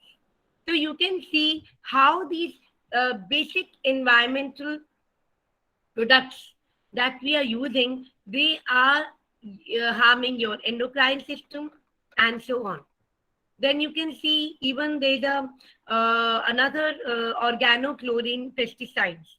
So pesticides are generally used DDT, chloridone, DANE, and pesticides. These are used now, banned in US, but they found out of 28 children, newborn children, 20 were found to have OCS, which was causing cancer and reproductive effects. So likewise, if you see polybrominated diphenyl in this is generally found in flame retardant in furniture, foam, computers, and televisions. And again, it was adversely affecting the brain development and thyroid level of the children. So can you see how far we have gone to change our system, to change? And this is just very few I'm kind of stating to you. Aluminium, which we are using, they are the aluminium is accumulating, and it has impacted the brain system. Now, if I say the question that comes to my mind, that all of us are eating that, and then why very few of the children who are like found to have this kind of because everyone, most of us are eating. So why this is impacting few of the children? So basically, I will like to share that how our brain works actually. So there's a basic mechanic that is followed by the brain. In the brain, we have a pumping action that is trying to clean the and trying that is doing the housekeeping, if I say, of our brain. So जो चीजें आ रही हैं, the waste that is coming to us, that is continuously cleaned by our brain. So one of the important elements, the chemistry, the neuro transmitter that is important is melatonin. So melatonin is the most it's a very important molecule, if I say, which is an antioxidant, which detox our agent, which is also helping to somewhere detox agent for molecule, lead, and etc. So therefore, our body is continuously trying to clean automatically. And even there is another mechanic called lymphatic system, which is by glia plus lymphatics, and they are together again working to kind of remove the waste that is coming to us. But what happens is that, and specifically when we understand this cleaning system that is happening, the most important time in which this cleaning is happening is in night, when we are sleeping. Now, introspect in yourself. How many of you are having a good sleep pattern? So if you are not sleeping before 12 and the brain is not getting the process of non-REM sleep, which is a time period when this cleaning is going to happen, what will happen? The toxics start accumulating. Most of us are changing our lifestyles. The waste removal is not happening because it has to happen in a sleep pattern, and you're slowly and steadily, there's a cycle, there is a vicious cycle. We are losing our sleep. This waste is accumulated in our brain, which is causing Alzheimer, which is causing harm to oneself, and specifically which will cause harm to your children, which will cause harm to the environment. So if at one level, environment toxics are coming to us, brain is trying hard to clean it, but our lifestyle comes in and try to stop that cleaning, and slowly and steadily that accumulation of the waste is leading to such severe issues. And somewhere this whole connection network of environment, genes, lifestyle is going together, and there is a series, there's a drastic effect in the growth of the child. Now when we go further, there had been found that when we are kind of looking at genetic environment correlates and try to discover how much is the impact of environment. Is it genetics? Is it environment? Question is very, very important to understand. There we understand that earlier there was a confusion because people were not having any mechanism to know whether genetic is playing or environment. But recently there had been development, and now we have our teeth. So with the growth rings of the baby teeth, we are able to know the level of chemicals present in the child from the birth. And the findings are suggesting that there are higher levels of lead and lower level of zinc. So you have to look at your food. You have to look at what you are eating. You have to look at in the environment you are surviving. That will help you to understand. So here is something, a very detailed report to in front of you, which is about the spectrum disorder. Spectrum, I am saying because these children are having different kind of expression of their behavior when they are having a disorder. So we can see most commonly missing and desperately needed supplements for children in the spectrum are calcium, zinc, magnesium, cod liver oil, essential fatty acids, ceruleum. We are looking at it. Are we actually thinking about all these things and trying to discover and work on it? So these are the important elements which have been, as per research, found by you, by the researchers. And disclaimer always there, this is not my personal research. This is done by the people, and there are certain, there was a mention of the research institute which has done research. Now here I am bringing a very important aspect. We had been talking very general, but now I'm talking about autism, only autism, with which I went on. So autism, within autism you can see there's a speech delay or lack of speech. Okay, that can be because of the mineral deficiencies and vitamin deficiencies within the child, which means there is no essential fatty acid, vitamin B12, vitamin B1, vitamin B6, 5 MTH, magnesium, creatinine. So these are the important elements which we need to take from our food. There are developmental delays again because of the thiamine and vitamin B12 deficiencies. The sleep issues are coming because they are the mineral deficiencies like magnesium, potassium, vitamin D, iron, methyl donors.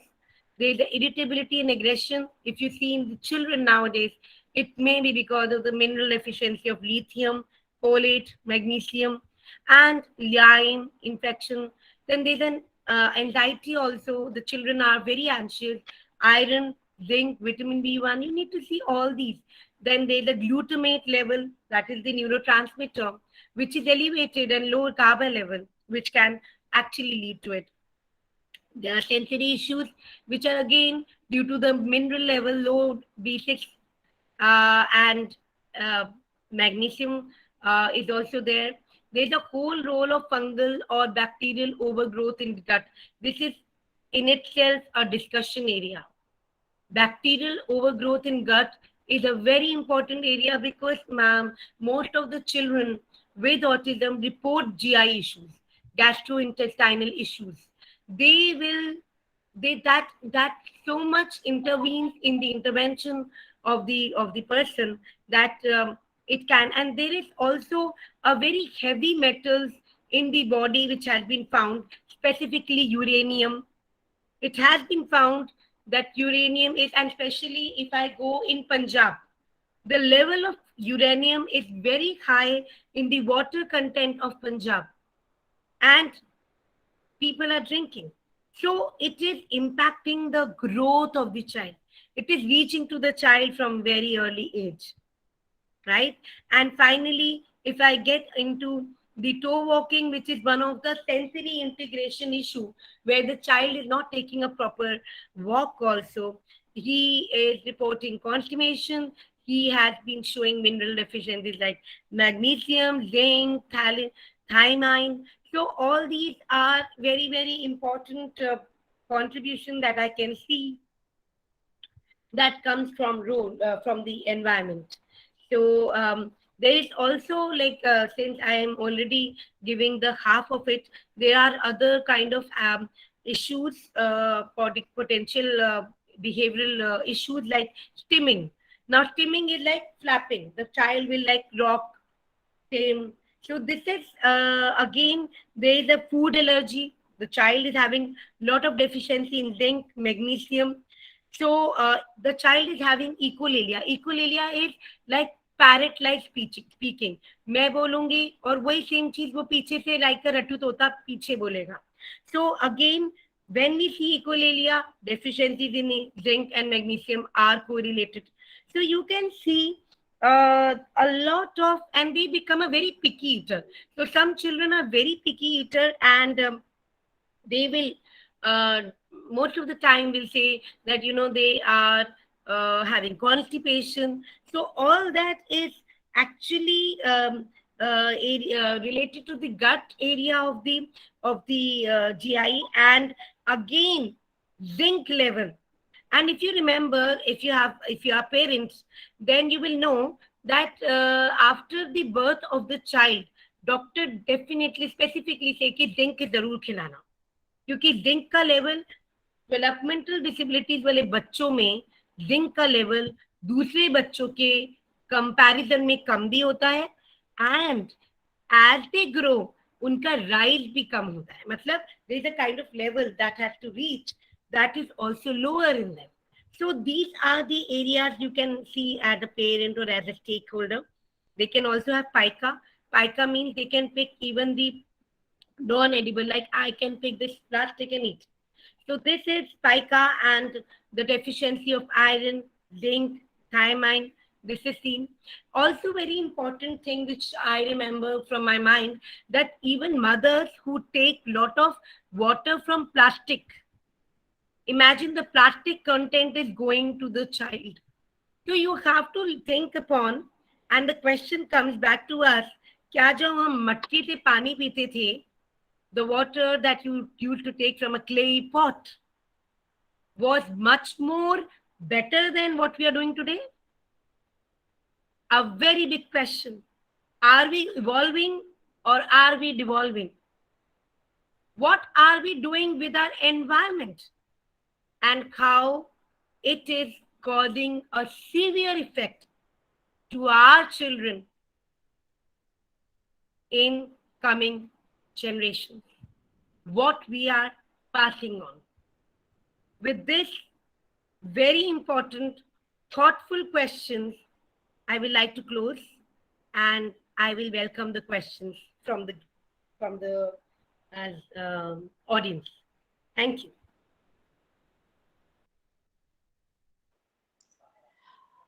That was just wonderful, Dr. Kaur. If any questions, please raise your hand so we can unmute you from here. Pin me up. If any questions. Dr. Kaur, I would like to take your attention towards the chat box, and if you open it, it is flooded with the compliments for you. It is just flooded with the compliments, and this shows the success of your presentation, and this shows that how much audiences have loved you. Do share your PPT with us, because I'm getting constant messages. The major goal was like when I want to share, since Dr. Mamta is here, that I was not very keen in taking environment. But then when I thought that it is a contribution, I am working for children with autism for like last 20 years. And then I thought, I have always seen my parents working in a direction of taking gluten-free diets, taking cod livers. So I thought of, okay, let me just look at that direction as well. And I realized there's lot of work that I am myself taking plastic. I mean to say, after hearing all that, it makes me feel what I am doing. So it's very, very important that if we not do anything, but we should do something for our children. We're passing on something very bad to our children and to the generation. I started with the clay pot at my home. So I think even if you can manage to identify any child after this discussion, take a pledge, reduce certain pollutants, not for yourself, for your children. I think my whole session is, and my time is actually worthwhile. Thank you so much. Thank you, ma'am. It's actually worth it. It's actually worth it, Dr. Kaur, because one of the messages, which is like, "Bahut sundar vyakyan." So I would like to take you there. That It is definitely worth of your time, and definitely more that going back to clay pots and everything what we were doing in the past. हम पहले जब बाजार जाते थे तो कपड़े का थैला लेकर जाते थे. अगर आपको ध्यान हो, हमारे पेरेंट्स एक कपड़े का थैला लेके जाते थे और हमें उसे बार बार यूज करते थे. तब तो प्लास्टिक दिखता ही नहीं था हमें. तो वो जो प्रैक्टिसेस हैं जो हमारे पेरेंट्स या हमारे ग्रैंड पेरेंट्स करते थे वो बहुत सही थी. और आपने बहुत ही ज्वलंत मुद्दा उठाया, बहुत सही बात आपने बोली है, और वही आपका सक्सेस हो रही है. जिस तरह आपको मैं बता दूं, मुझे बहुत खुशी हो रही है आपको बताते हुए. इस टाइम हमारे साथ 190-200 लोग 18 देशों से जुड़े हुए हैं इस टाइम पे. If they are writing to you that it was very beautiful, that means it's worth of your time. So if any questions, then I should formally thank Dr. Kaur. I would like to take this opportunity to thank you, Dr. Kaur, for the stirring speech on psychology. It is one of the most difficult topics to deal with in the present times. There are no boundaries for the human mind to think and fly to. Sudha ma'am, kindly admit, Sudha ma'am, there's someone is about to join us. I congratulate you for carrying the research in this field of psychology. You spoke about autism, and we came to know so many things about these conditions through your lecture, which we were not aware about. And in the present time, the stress of living is quite high, and after COVID-19 pandemic, the stress has become multifold. And I can tell you today, psychologists are as important as surgeons are. They are very, very important people, because if someone needs a mental health, a surgeon cannot do anything. It's the psychologist who has to provide the mental health. And yes, you said something which has really touched my heart, and I'm having a goosebumps right now in my hands, that are we evolving or are we devolving? So I also leave this question to my viewers, which is raised by Dr. Mandeep Kaur, that are we evolving or are we devolving? Everyone present at this occasion was not only in the admiration of your knowledge, but also your presenting style. ऐसा लग रहा था कि आप हमसे बिल्कुल आमने सामने होकर बात कर रही हैं, Dr. Kaur. It was a great pleasure to listen to your wise words and learn so much from it. I take this opportunity to thank you on the behalf of the entire organizing committee and the delegates who were captivated by your talk, and we look forward to have you with us in our future events. Thank you so much, Dr. Gaur. It was just wonderful to hear you. Thank you so much. I'm humbled. Thank you so much. Thank you so much. So now it's time for our 13th keynote address, which is to be delivered by our patron, Professor Dr. Hukam Singh Ji, who is presently posted as a PG principal as Raj Rishi Govt Autonomous College, Alwar. He has 36 years of rich experience in teaching and research and administration. He is a student-centric professor and a successful teacher of Sanskrit and philosophy. He's a Dean of Arts faculty and member of Academic Council and Board of Management at Raj Rishi Govt University, Alwar, Rajasthan. As a research guide, he has guided 31 PhD students and 6 sample dissertations. He has many national and international publications, along with 7 books at his credit and 8 are under publication. He has organized and organized many FDPs, webinars, conferences, short-term training programs. He's a very dynamic principal, and his tenure of less than 1 year at RRC Alwar College is taking leaps and bounds in academic and infrastructural development. Infrastructure development includes high mass like the college campus, new boundary wall, new laboratories, new girls' common room, revamping of college classrooms, and existing laboratories. Academic depository of the college is enriched to the commendable heights in his guidance, as Dr. Singh is instrumental in organizing Yan Ganga program, which is an initiative of Commissionerate of College Education, Rajasthan, Jaipur, to enhance academic skills of the faculty member posted at government colleges, international short-term training programs, conferences, numerous seminars, and webinars. So, with a lot of gratitude and respect, I invite you, Dr. Singh, on the dais for your keynote address. Sir, stage आपका है.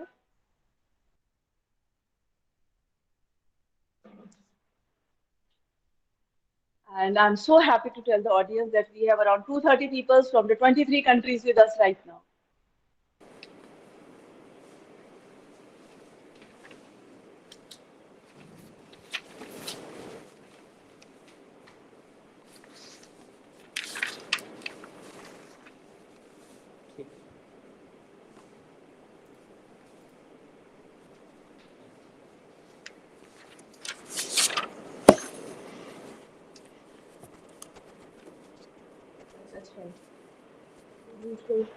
आप सभी सुधीजनों को नमन करता हुआ आज वैशाख कृष्ण षष्ठी विक्रम संवत 2079 उत्तराषाढ़ नक्षत्र सिद्ध योग में आयोजित ISTTP सेकंड के तृतीय दिवस के इस अवसर पर राजस्थान के सिंह द्वार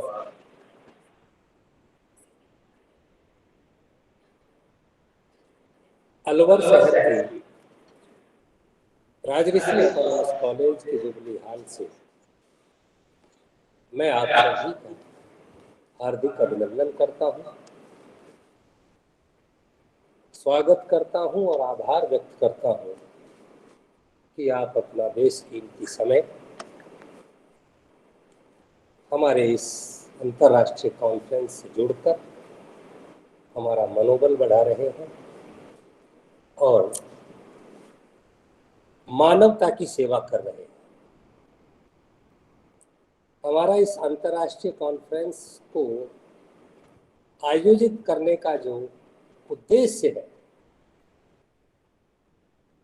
वो केवल और केवल जन कल्याण है, मानवता का हित, समस्त सृष्टि के हित के लिए हम ये कार्यक्रम आयोजित कर रहे हैं। जैसा कि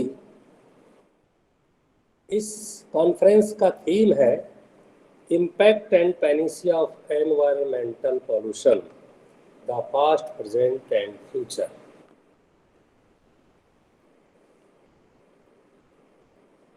इस थीम के समग्र रूप से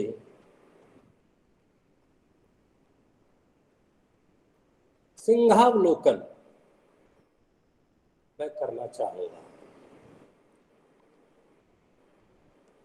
एक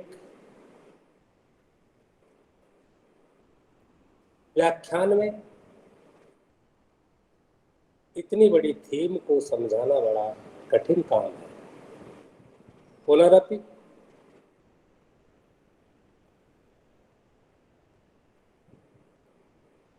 पर्यावरण का वर्तमान, भूत और भविष्य क्या रहा है। पर्यावरण तो प्रकृति के साथ था, मानवता के साथ था, सृष्टि के उद्गम के साथ था, लेकिन वहां ये केवल प्रकृति था या केवल पर्यावरण ही था और इसके साथ मानव था। कालांतर में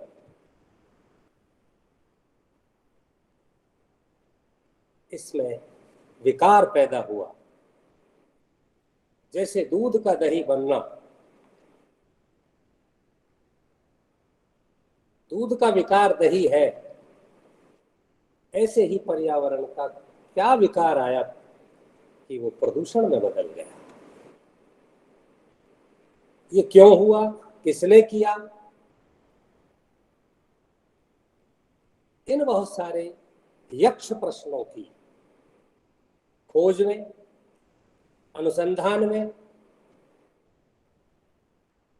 हमने इस थीम को राष्ट्रीय और अंतर्राष्ट्रीय मंच के सामने प्रस्तुत किया है, ताकि समग्र सृष्टि के लोग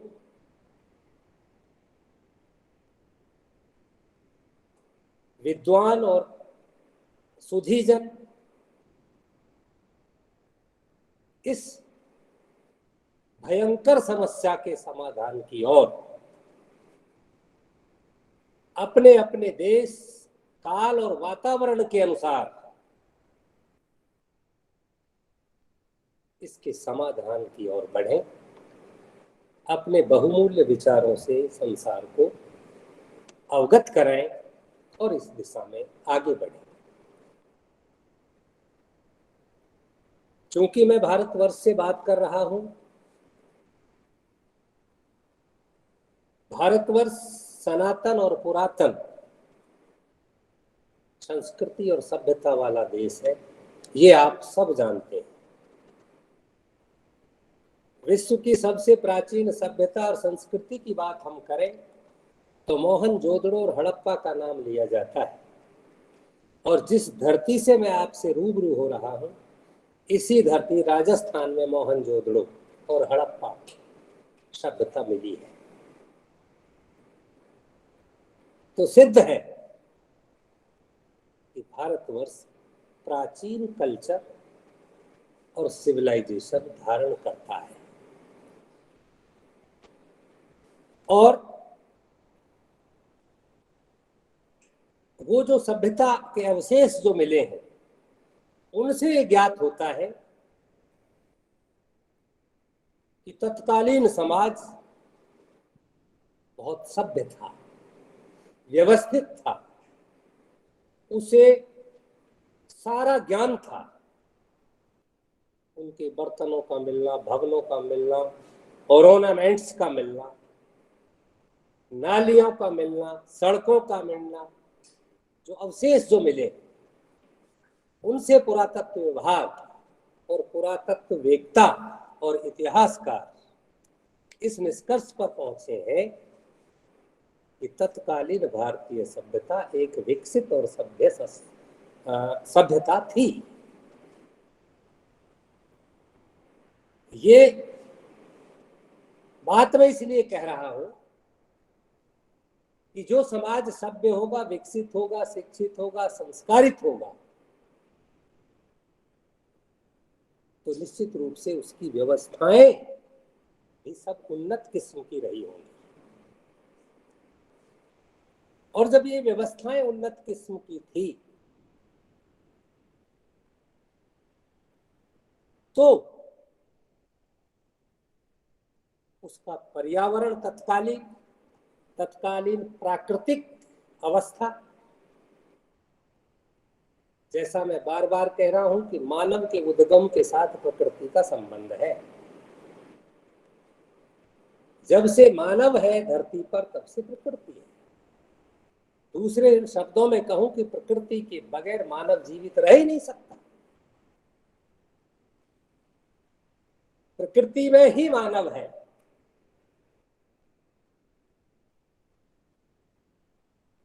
हमारा शास्त्र कहता है, क्षिति जल पावक गगन समीरा, पंच तत्व मिल बना शरीरा।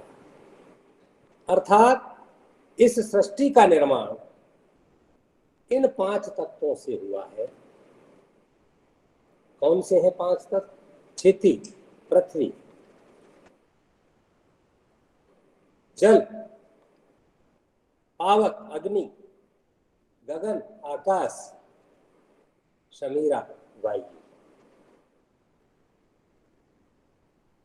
जब हम दर्शन में इनको पढ़ते हैं तो इन्हें महाभूत कहा जाता है। प्रत्येक मानव की बॉडी, जीव की बॉडी इन 5 तत्वों से बनी है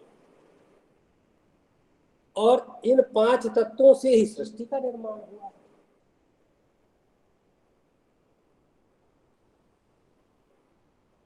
हम कहते हैं यत पिंडे तत् ब्रह्मांडे।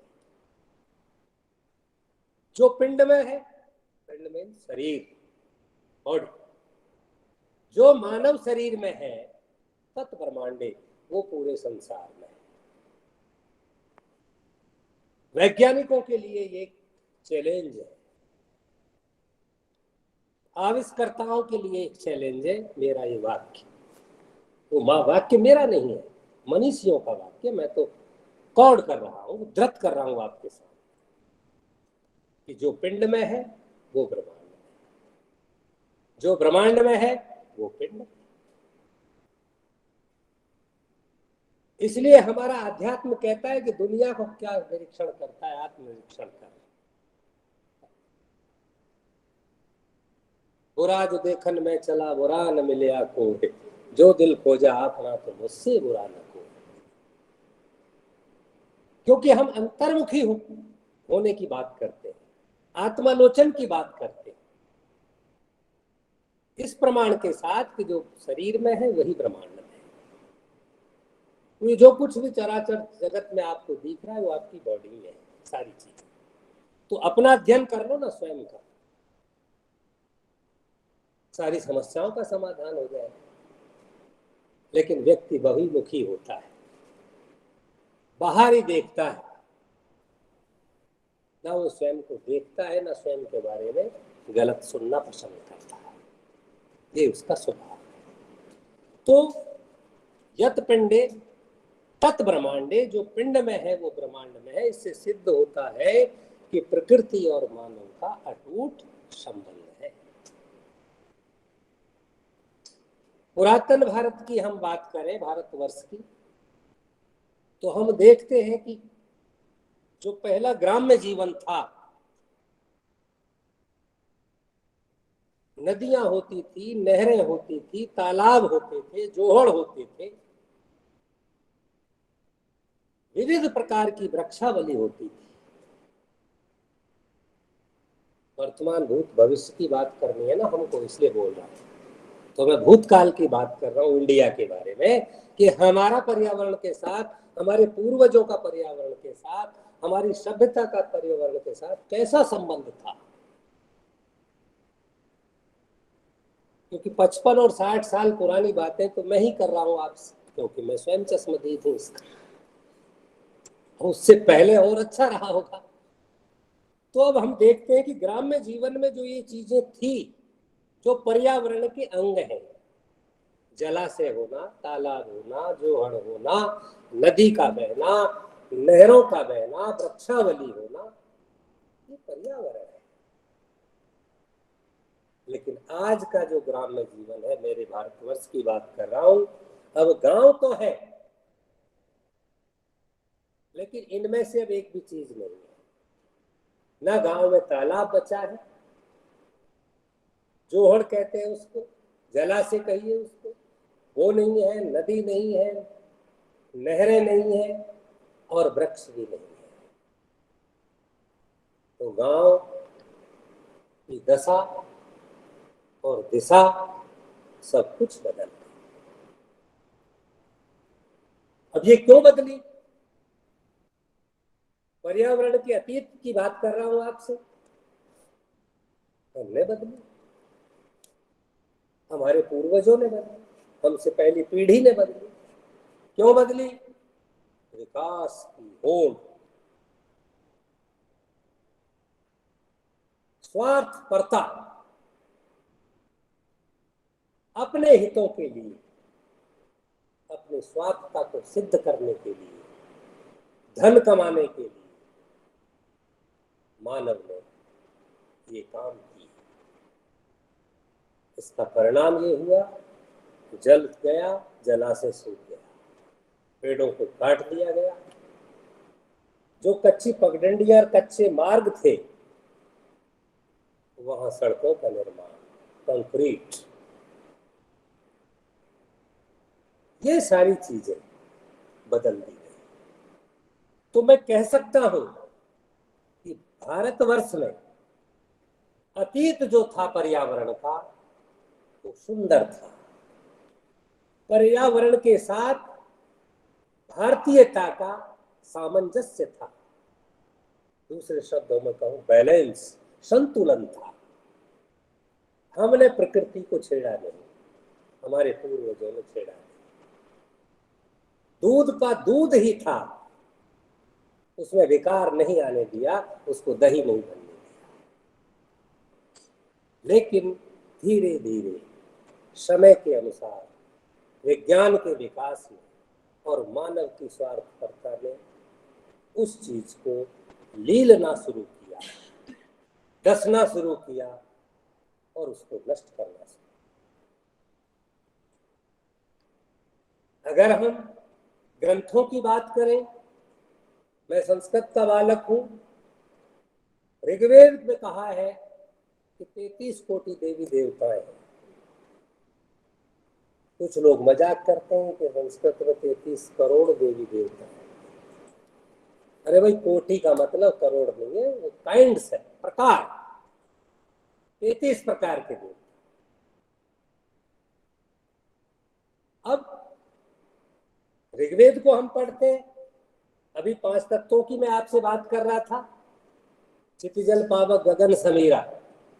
जब ऋग्वेद में हम जाते हैं तो जल देवता है, वायु देवता है, अग्नि देवता है, पृथ्वी देवता है, द्यौ आकाश देवता है, 5 तत्व को देव माना है।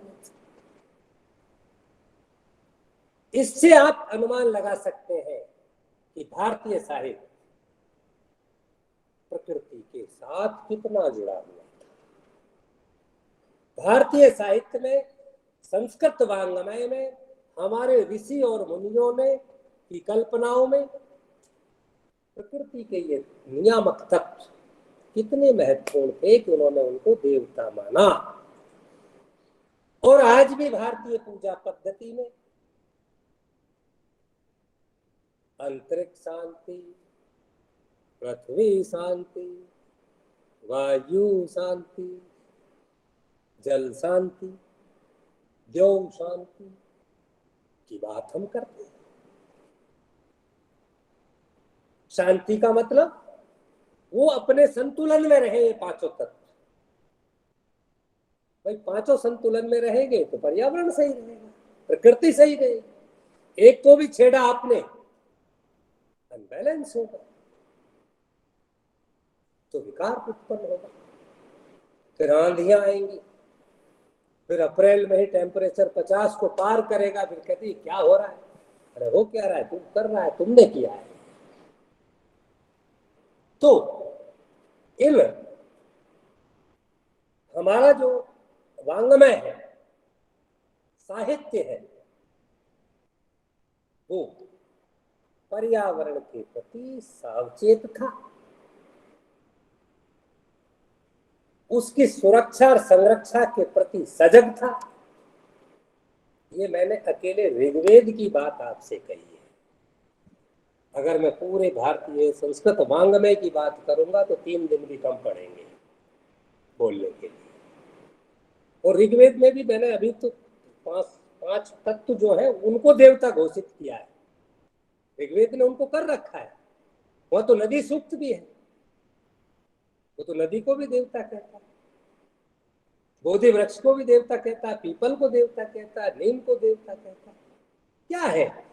ये प्रकृति के साथ मानवता का जुड़ाव है, लगाव है। वो भी हमारे जैसे भाई बंधु है, हम उनकी भी सुरक्षा करें और संरक्षा करें, ये संदेश देता है ऋग्वेद। फिर यजुर्वेद, सामवेद, अथर्ववेद, उनमें भी फिर ये सारी चीजें हैं। इसके बाद हम आए तो रामायण पर आ जाओ। मां निषाद प्रतिष्ठाम त्वं गमा शाश्वती समा यत् क्रोंच मिथुनादेकं वधिकां मोहितम। ये दुनिया का पहला श्लोक है जो मैंने बोला है। इंडिया की बात नहीं कर रहा, दुनिया का प्रथम श्लोक है जो मैंने आप लोगों के सामने प्रस्तुत किया है। उन्हें बोल देता हूं, मां निषाद प्रतिष्ठाम त्वं गमा शाश्वती समा यत् क्रोंच मिथुनादेकं वधिकां मोहितम। और ये किसके मुख से निकला? वाल्मीकि, महर्षि वाल्मीकि, तमसा नदी के किनारे। तो देखिए, काव्य का जन्म भी नदी के किनारे हुआ, जंगल में हुआ। मतलब दुनिया में जब पोइट्री नहीं थी, काव्य नहीं था, क्योंकि आदि काव्य रामायण है, आदि काव्य रामायण है। रामायण का प्रथम श्लोक मैं आपके सामने रख रहा हूं। तो उसका जन्म भी नदी, प्रकृति की गोद में।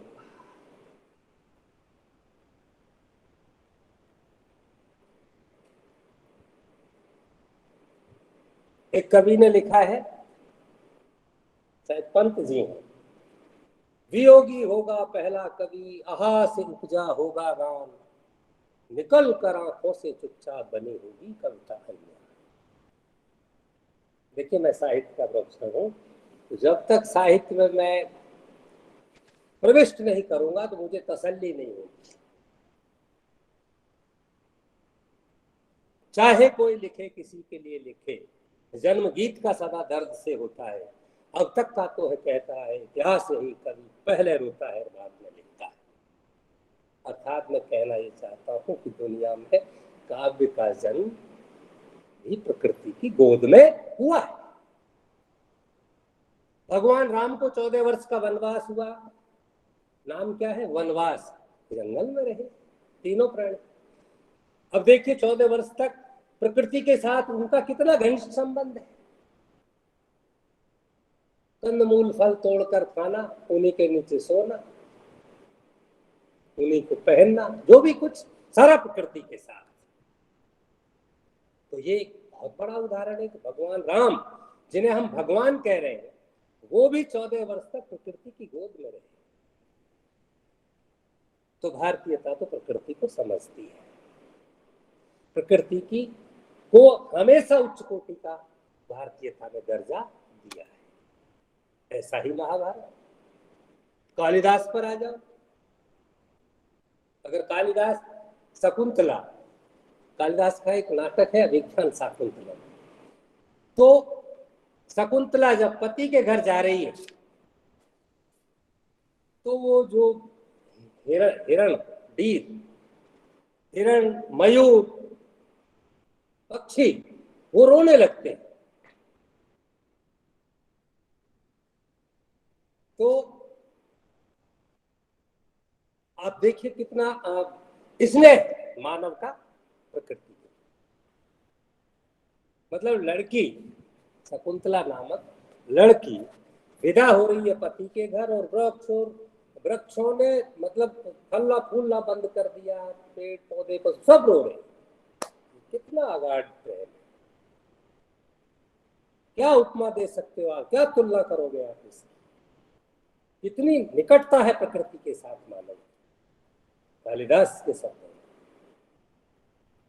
और फिर वो इतना ही नहीं, वो वृक्ष भी उसको उपकरण देते हैं, उपहार, गिफ्ट जिन्हें तुम कहते हो। आजकल जैसे देते हैं ना, कोई टेलीविजन दे रहा है, कोई क्या दे रहा है। जब ये नहीं था तो वो वृक्ष अपने फल और फूलों को गिफ्ट के रूप में शकुंतला को दे रहे हैं। कितनी जबरदस्त बात है ये प्रकृति के प्रेम की। जब वो मेघदूत लिखता है तो यक्षिणी के पास संदेश भेजना चाहता है, अपनी प्रिया के पास, और मेघ को मैसेंजर बनाता है, इसीलिए नाम है मेघदूत। बादल ही है दूत जिसका। तो कहता है यार तू जाएगा ना वहां से तो रास्ते में उज्जैन ही आएगी, अलकापुरी जाएगा, उससे पहले उज्जैन ही आएगी या देवगढ़ आएगा। वो भी देखिए हम कैसे प्रदेश से बात कर रहे हैं, वो भी हमारे राजस्थान की बात है। चित्तौड़, उदयपुर का, डूंगरपुर का जो बेल्ट है वो, तो वहां कहता है तू वहां ना, वो बहुत गर्मी पड़ रही है ना, और वहां बालाएं और जीव जंतु बड़े परेशान हो रहे हैं गर्मी से। तो हे मेघ तू ऐसा करना, स्पीड से जा, और वो जब शहर के ऊपर पहुंच जाए तो तू यार थोड़ी सी बारिश कर देना। इससे क्या सारी वनस्पति, मतलब जो भी संतप्त है एनीबॉडी, उन सबको तसल्ली मिलेगी। ये कितना बड़ा प्रकृति प्रेम का उदाहरण है। अब चाहे तुलसीदास हो, हिंदी साहित्य की बात करें, कामायनी में आ जाओ, राजेंद्र प्रसाद, कामायनी, सूर्यकांत त्रिपाठी निराला, सुमित्रानंदन पंत। पर पंत ने एक बहुत अच्छी बात कही थी, सुंदर है विहग सुमन सुंदर, मानव केवल तुम सुंदर तम। मैंने जब मेरा पीएचडी का थीसिस लिखा तो मेरा इसी से स्टार्ट किया है। सुंदर है विहग सुमन सुंदर, मानव केवल तुम सुंदर। सुमित्रानंद पंत।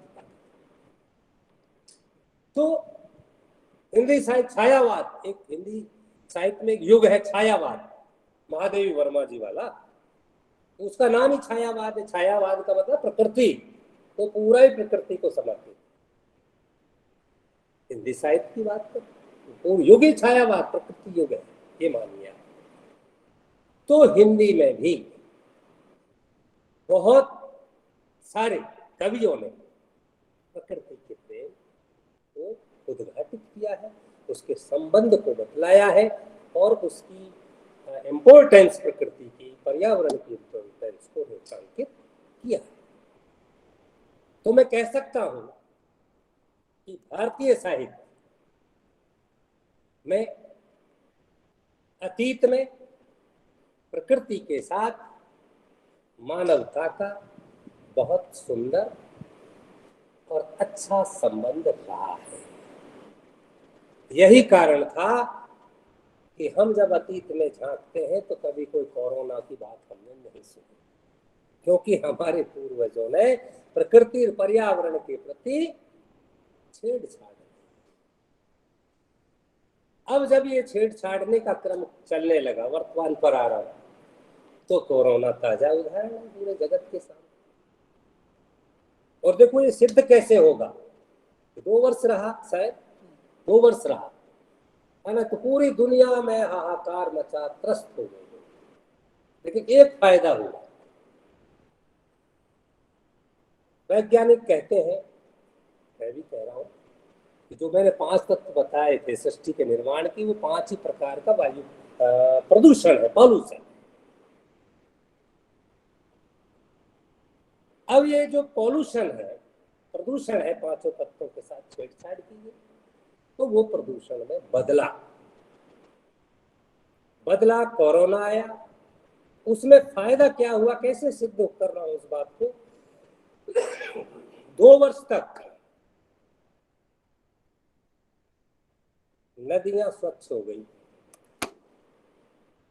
हवा शुद्ध हो गई, पर्वतों में वनस्पति आ गई, जंगल हरे हो गए। इसका मतलब कोरोना और आता रहे? नहीं।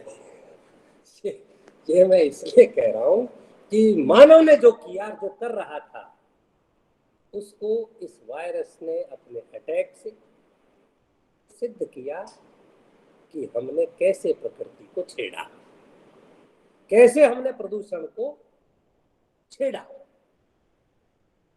क्योंकि 2 वर्ष तक संसार गतिहीन हो गया था, वाहन बंद, आना जाना बंद, अपने घर में ही रहो, 5 गज का है चाहे 25 गज का है ना, इसी में रहो सारे, बाहर नहीं गया प्राणी। तो सारी नदियां, भाई ये तो बिगाड़ते तो हम ही है ना, मानव ही तो करता है। कल परसों में कह रहा था राम तेरी गंगा मैली, है ना। तो अब गंगा गवर्नमेंट पर नहीं, भारत सरकार पर शुद्ध, लेकिन 2 साल में अपने आप शुद्ध हो गई, क्योंकि मानव वहां गया नहीं, तो अपशिष्ट फेंका नहीं। इससे ये सिद्ध है कि पर्यावरण को असंतुलित हमने किया, मानव ने किया। और अब जो स्थितियां हैं पूरा जगत जानता है, क्या क्या हमको करना चाहिए, कैसे हमको रहना चाहिए। ये सारी व्यवस्थाएं जब तक संपूर्ण दुनिया के नागरिक समझेंगे नहीं और उसके अनुसार काम नहीं करेंगे, व्यवस्था नहीं करेंगे, तब तक प्रदूषण होता रहेगा। अगर आपको अपनी संतानों को बचाना है, इसमें ये भी लिख रहा है ना, भविष्य, फ्यूचर, इसके लिए बोल रहा हूं कि भविष्य को बचाना है, क्योंकि मानव तो स्वार्थी है। भविष्य तो किसका, यही मान लो अपनी अपनी संतति का, तो ही थोड़ा बहुत सोच सकता है। जबकि साहित्य तो कहता है, पर हित सरस धर्म नहीं भाई, पर पीड़ा सम नहीं अदमाई। इस दुनिया में पर हित से बड़ा कोई धर्म नहीं, और पर पीड़ा से बड़ा कोई पाप नहीं। तो ऐसे ही मान लो हे दुनिया के नागरिकों, यदि अपनी अपनी संतति अर्थात संतानों को सुरक्षित रखना चाहते हो तो अपना दायित्व समझ करके वर्तमान को सुधार लो। वर्तमान को सुधार लो, पर्यावरण के प्रति सजग हो जाओ। ऐसे कोई काम हम ना करें जिससे पर्यावरण असंतुलित हो, प्रकृति असंतुलित हो। प्रकृति और पर्यावरण असंतुलित होगा तो प्राकृतिक आपदाएं आएंगी, आंधियां आएंगी, तूफान आएंगे, टेम्परेचर बढ़ेगा। क्या बोलते हैं उसको? Global warming. ग्लोबल वार्मिंग ये होगा। तो ये ऐसा ना हो उसका इंतजाम पहले ही करें। ये भविष्य के लिए हमें करना चाहिए। अपनी अपनी ड्यूटीज को हम तय करें। अब बात आती है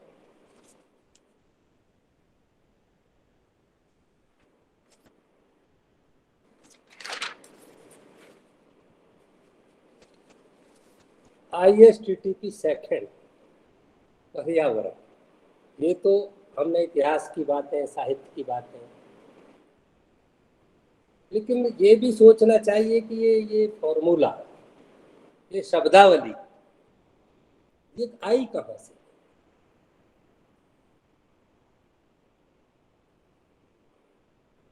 तो संयुक्त राष्ट्र संघ UNO ने 1972 में पहला पर्यावरण सम्मेलन आयोजित किया। इसका मतलब 72 से पहले हम सोए हुए। UNO का ध्यान गया क्योंकि हिरोशिमा और नागासाकी पर 1945 में परमाणु बम गिराए थे, तो उसका दुष्प्रभाव आज तक है। तो UNO ने 1972 में पहला पर्यावरण सम्मेलन किया जिसमें 119 देशों ने भाग लिया और यहीं से NEP का जन्म हुआ। ये क्या है? NEP नेशनल एनवायरमेंटल का जन्म। ये इतिहास भी तो जानना जरूरी है ना, कहाँ से आ गया पर्यावरण। हम तो इस पे अंतर्राष्ट्रीय सम्मेलन करने जा रहे हैं, कर भी दिया, तीसरा दिन है आज। तो NEP का जन्म हुआ और 5 जून को दुनिया में पर्यावरण दिवस घोषित कर दिया गया। तो हर वर्ष 5 जून को विश्व पर्यावरण दिवस मनाया जाता है। जाहिर है उद्देश्य UNO का रहा होगा पर्यावरण संरक्षण के प्रति आम नागरिकों में, आम जनता में जागरूकता पैदा करना और राजनीतिक चेतना भी पैदा करना। ये इसका उद्देश्य रहा और पूरे संसार ने फिर इसको अपना लिया, इस दिशा में काम करने लगे। तो भारतवर्ष भी पीछे क्यों रहता? हमने भी काम करना शुरू किया और भारतवर्ष ने 1979 में एक विधेयक बनाया। 30 नवंबर 1972 को उसको संसद में पेश किया गया प्रारूप बनाकर। 23 मार्च 1974 को राष्ट्रपति जी ने उसको मंजूर कर दिया और 26 मार्च 1974 से देश भर में पहला कानून बना जिसका नाम था प्रदूषण निवारण एवं नियंत्रण अधिनियम 1974। 1974 से भारत में पहला कानून इसका बना। अब इस पर काम होने लगा धीरे धीरे समय के अनुसार। तो फिर जल प्रदूषण नियंत्रण अधिनियम 1977 बना। 5 तरह का है ना, भाई जितने प्रकार घटकों से पर्यावरण बनता है उतने ही प्रकार का प्रदूषण है। तो जल प्रदूषण को नियंत्रण करने के लिए भारत सरकार ने अधिनियम 1977 पास किया। वायु प्रदूषण को नियंत्रण करने के लिए अधिनियम 1981 में बनाया। वन्य जीव संरक्षण अधिनियम 1972 में बनाया। वन संरक्षण अधिनियम 1980 में बनाया। ध्वनि प्रदूषण नियंत्रण अधिनियम 1987 में बनाया और फिर उसको 2000 में अपडेट किया। पर्यावरण संरक्षण अधिनियम 1986 में बना। जैव विविधता संरक्षण अधिनियम 2002 में बना और फिर राष्ट्रीय जल नीति, है ना, पूरे देश पर 2002 में इसका निर्माण हुआ। फिर राष्ट्रीय पर्यावरण नीति 2004 में बनी और वन अधिकार अधिनियम 2006 में बना। ये हमारा दायित्व है। मैं भारत का नागरिक हूँ और भारत से आपसे बात कर रहा हूँ। तो भारतवर्ष में भारत सरकार ने पर्यावरण के प्रति कितने लॉज बनाए हैं, ये जानकारी देना भारतीय नागरिक की जिम्मेवारी है। चूंकि मैं इस मंच से बोल रहा हूँ तो जितने भी श्रोतागण मुझे सुन रहे हैं, मैं उनके सामने ये बात रख रहा हूँ कि भारत सरकार इस दिशा में लगातार प्रयत्न कर रही है। बल्कि अब तो जो लास्ट में मैंने बोला, राष्ट्रीय जल नीति, राष्ट्रीय पर्यावरण नीति और राष्ट्रीय वन अधिकार अधिनियम, ये मैं समझता हूँ बहुत महत्वपूर्ण घटक है और भारत सरकार सचेत है, जागरूक है और ईमानदारी के साथ इस दिशा में हम काम कर रहे हैं। ये सिर्फ मैंने अधिनियम पढ़े हैं, इनके अंतर्गत फिर विभिन्न धाराएं हैं पनिशमेंट की। जो पर्यावरण के प्रति खिलवाड़ करेगा, उससे छेड़छाड़ करेगा, उनको विभिन्न धाराओं में पनिष्ट किया जाता है, दंडित किया जाता है। ये भारत सरकार इस काम को कर रही है। मैं समझता हूँ इसी प्रकार हर देश में वहाँ की सरकारें पर्यावरण के प्रति अधिनियम, एक्ट, नियम, लॉज का निर्माण कर रही होंगी, कर रखे होंगे और उनकी दृढ़ता से उनको लागू कर रही होंगी। मेरा इस मंच से निवेदन है समस्त शासन व्यवस्थाओं से दुनिया की कि इन पर्यावरण के प्रति ऐसे लॉज बनाएं और बना रखे हैं तो उनका सख्ती के साथ उनको लागू किया जाए, ताकि मानव प्रकृति से छेड़छाड़ ना करे, उसको मित्र समझे, उसका सुरक्षा करे, संरक्षण करे।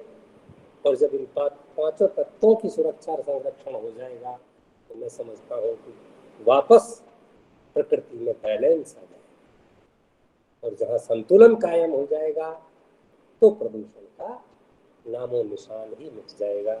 ये हम सच्चे मायने में हमारी वर्तमान की ड्यूटी पूरी कर पाएंगे, अपने देश के प्रति, मानवता के प्रति, विश्व के प्रति और भावी पीढ़ी के प्रति न्याय होगा कि वो अच्छे से आकर के इसका उपभोग कर पाएंगे। जैसे हमारे पूर्वजों ने हमें उपहार में दिया था, हमारी ड्यूटी है कि वैसे ही प्रकृति और पर्यावरण हम भी हमारी भावी पीढ़ियों के लिए उपहार में देकर जाए, तब तो हम मानव कहलाने के अधिकारी हैं, एक सही नागरिक कहलाने के अधिकारी हैं और सही अर्थों में मानवीयता के दिए जागरण और चेतना का काम करने वाले कहलाएंगे। मेरा ऐसा मानना है। और इसी के साथ मैं मेरी अब वाणी को विराम दे रहा हूँ। जैसा मैंने अभी कहा था कि 5 जून को पर्यावरण दिवस और आज 22 अप्रैल है, आज विश्व पृथ्वी दिवस है। देखो कितना संयोग है और मेरा बोलने का नंबर आज आया है ना। आज क्या है? विश्व पृथ्वी दिवस, यानी पृथ्वी भी पर्यावरण का एक पार्ट है। पार्ट क्या कहूँ, आधार।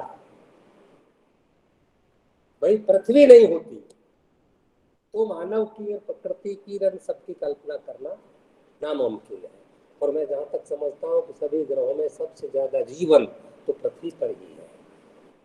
बहुत सारे ग्रह ऐसे जहाँ जीवन नहीं है। तो आज विश्व पृथ्वी दिवस है।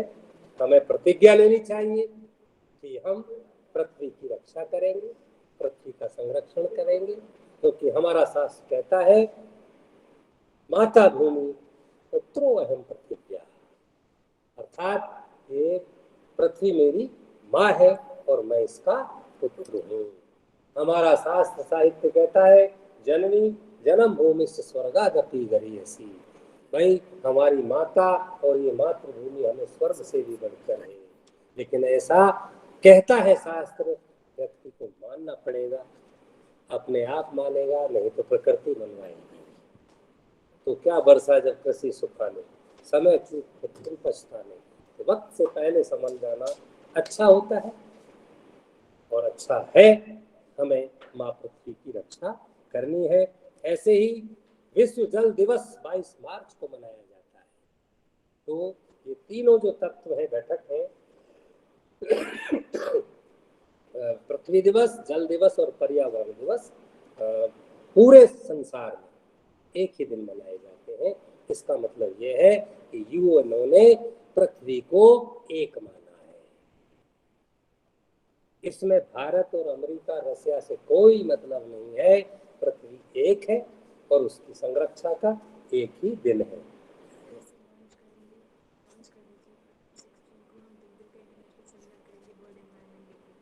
कब?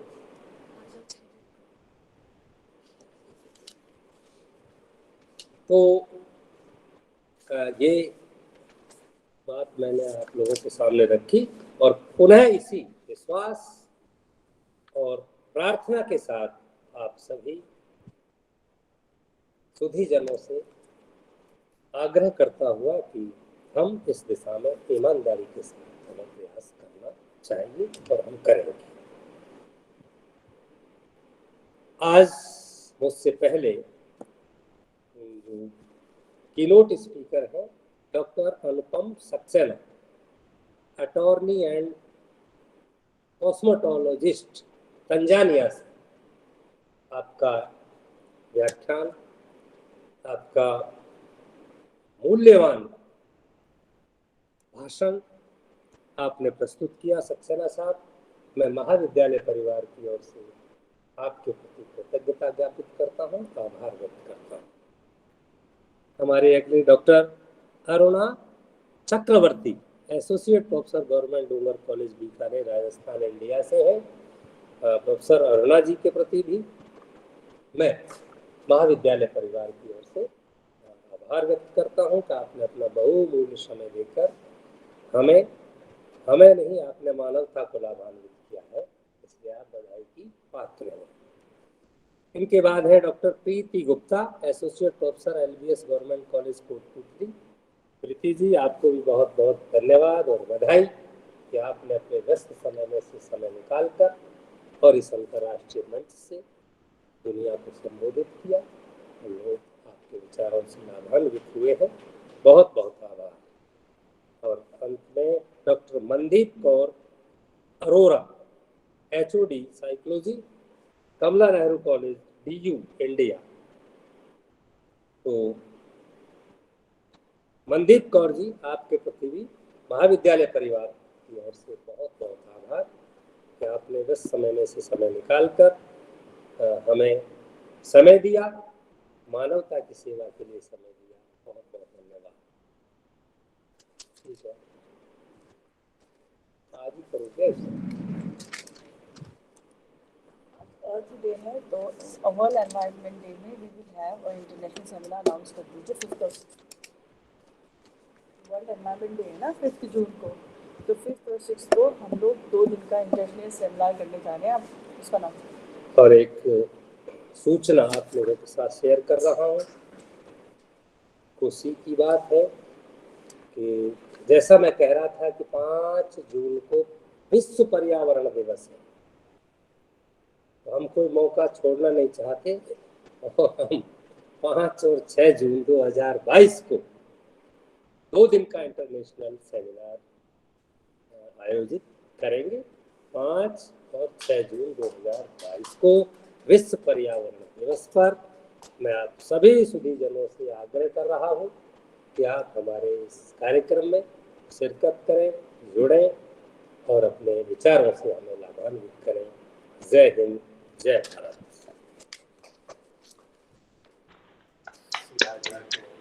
Thank you so much, sir.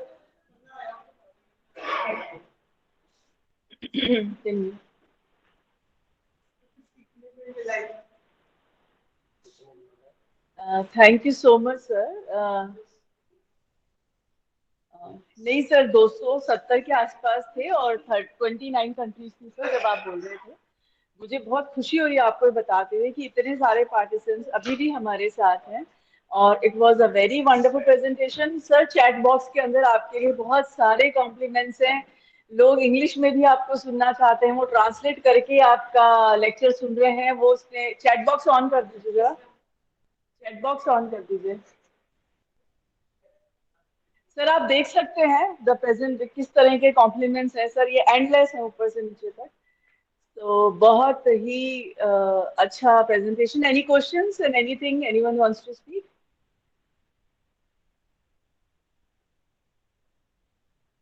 So it's if no questions, it's time to formally thank our patron.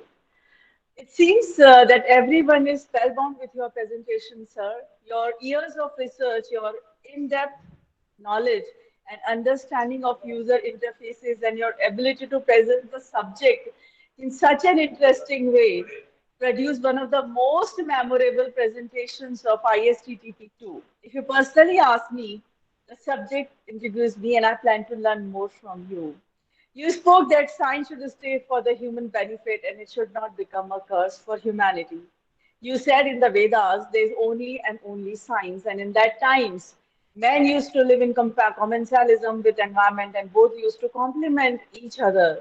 You mentioned that in Indian culture, all 5 components of the environment, air, water, soil, fire, and all, are treated as deities, and the trees were also religious and worshipped. This shows that Indian culture have always been concerned about the environment. You also made us acquainted that how with time humans have become vigilant about saving the environment, and legislature has a number of laws to save the environment. That was so wonderful presentation. We would also like to thank you so much, sir, for your kind words. We value the insight and guidance you provide to all of us. Your words of encouragement keeps us motivated throughout, and your presence is very, very important to us. Your devotion towards the academic and research is commendable, and there's a reason RRC is organizing so many events and taking lead in saving the environment. And everyone who is with us wants you to organize more conferences, more ISTTPs, and more seminars and more webinars. Maybe you are a teacher of Sanskrit, but your scientific step towards the environmental conservation is making you one of the biggest scientists here. Thank you once again. हमारा college आप जैसे ऊर्जावान, बौद्धिक और dynamic principal को पाकर धन्य है। आपका ज्ञान और अनुभव हमारा मार्गदर्शन करता है, हमें बेहतर बनने के लिए प्रेरित करता है। आपके बिना ये प्रशिक्षण कभी नहीं हो पाता। हम आपका आशीर्वाद चाहते हैं और हम आशा करते हैं कि आप हमेशा हमेशा हमारे साथ रहेंगे। Pollution is nothing but the resources we are not harvesting. We allow them to disperse because we have been ignorant about their value. A little thank you that you will say to someone for little favor shown to you is a key to unlock the doors that hidden unseen greater favors. Learn to say thank you, and why not? No duty is more urgent than that of returning thanks. Thankless is the quickest path to joy.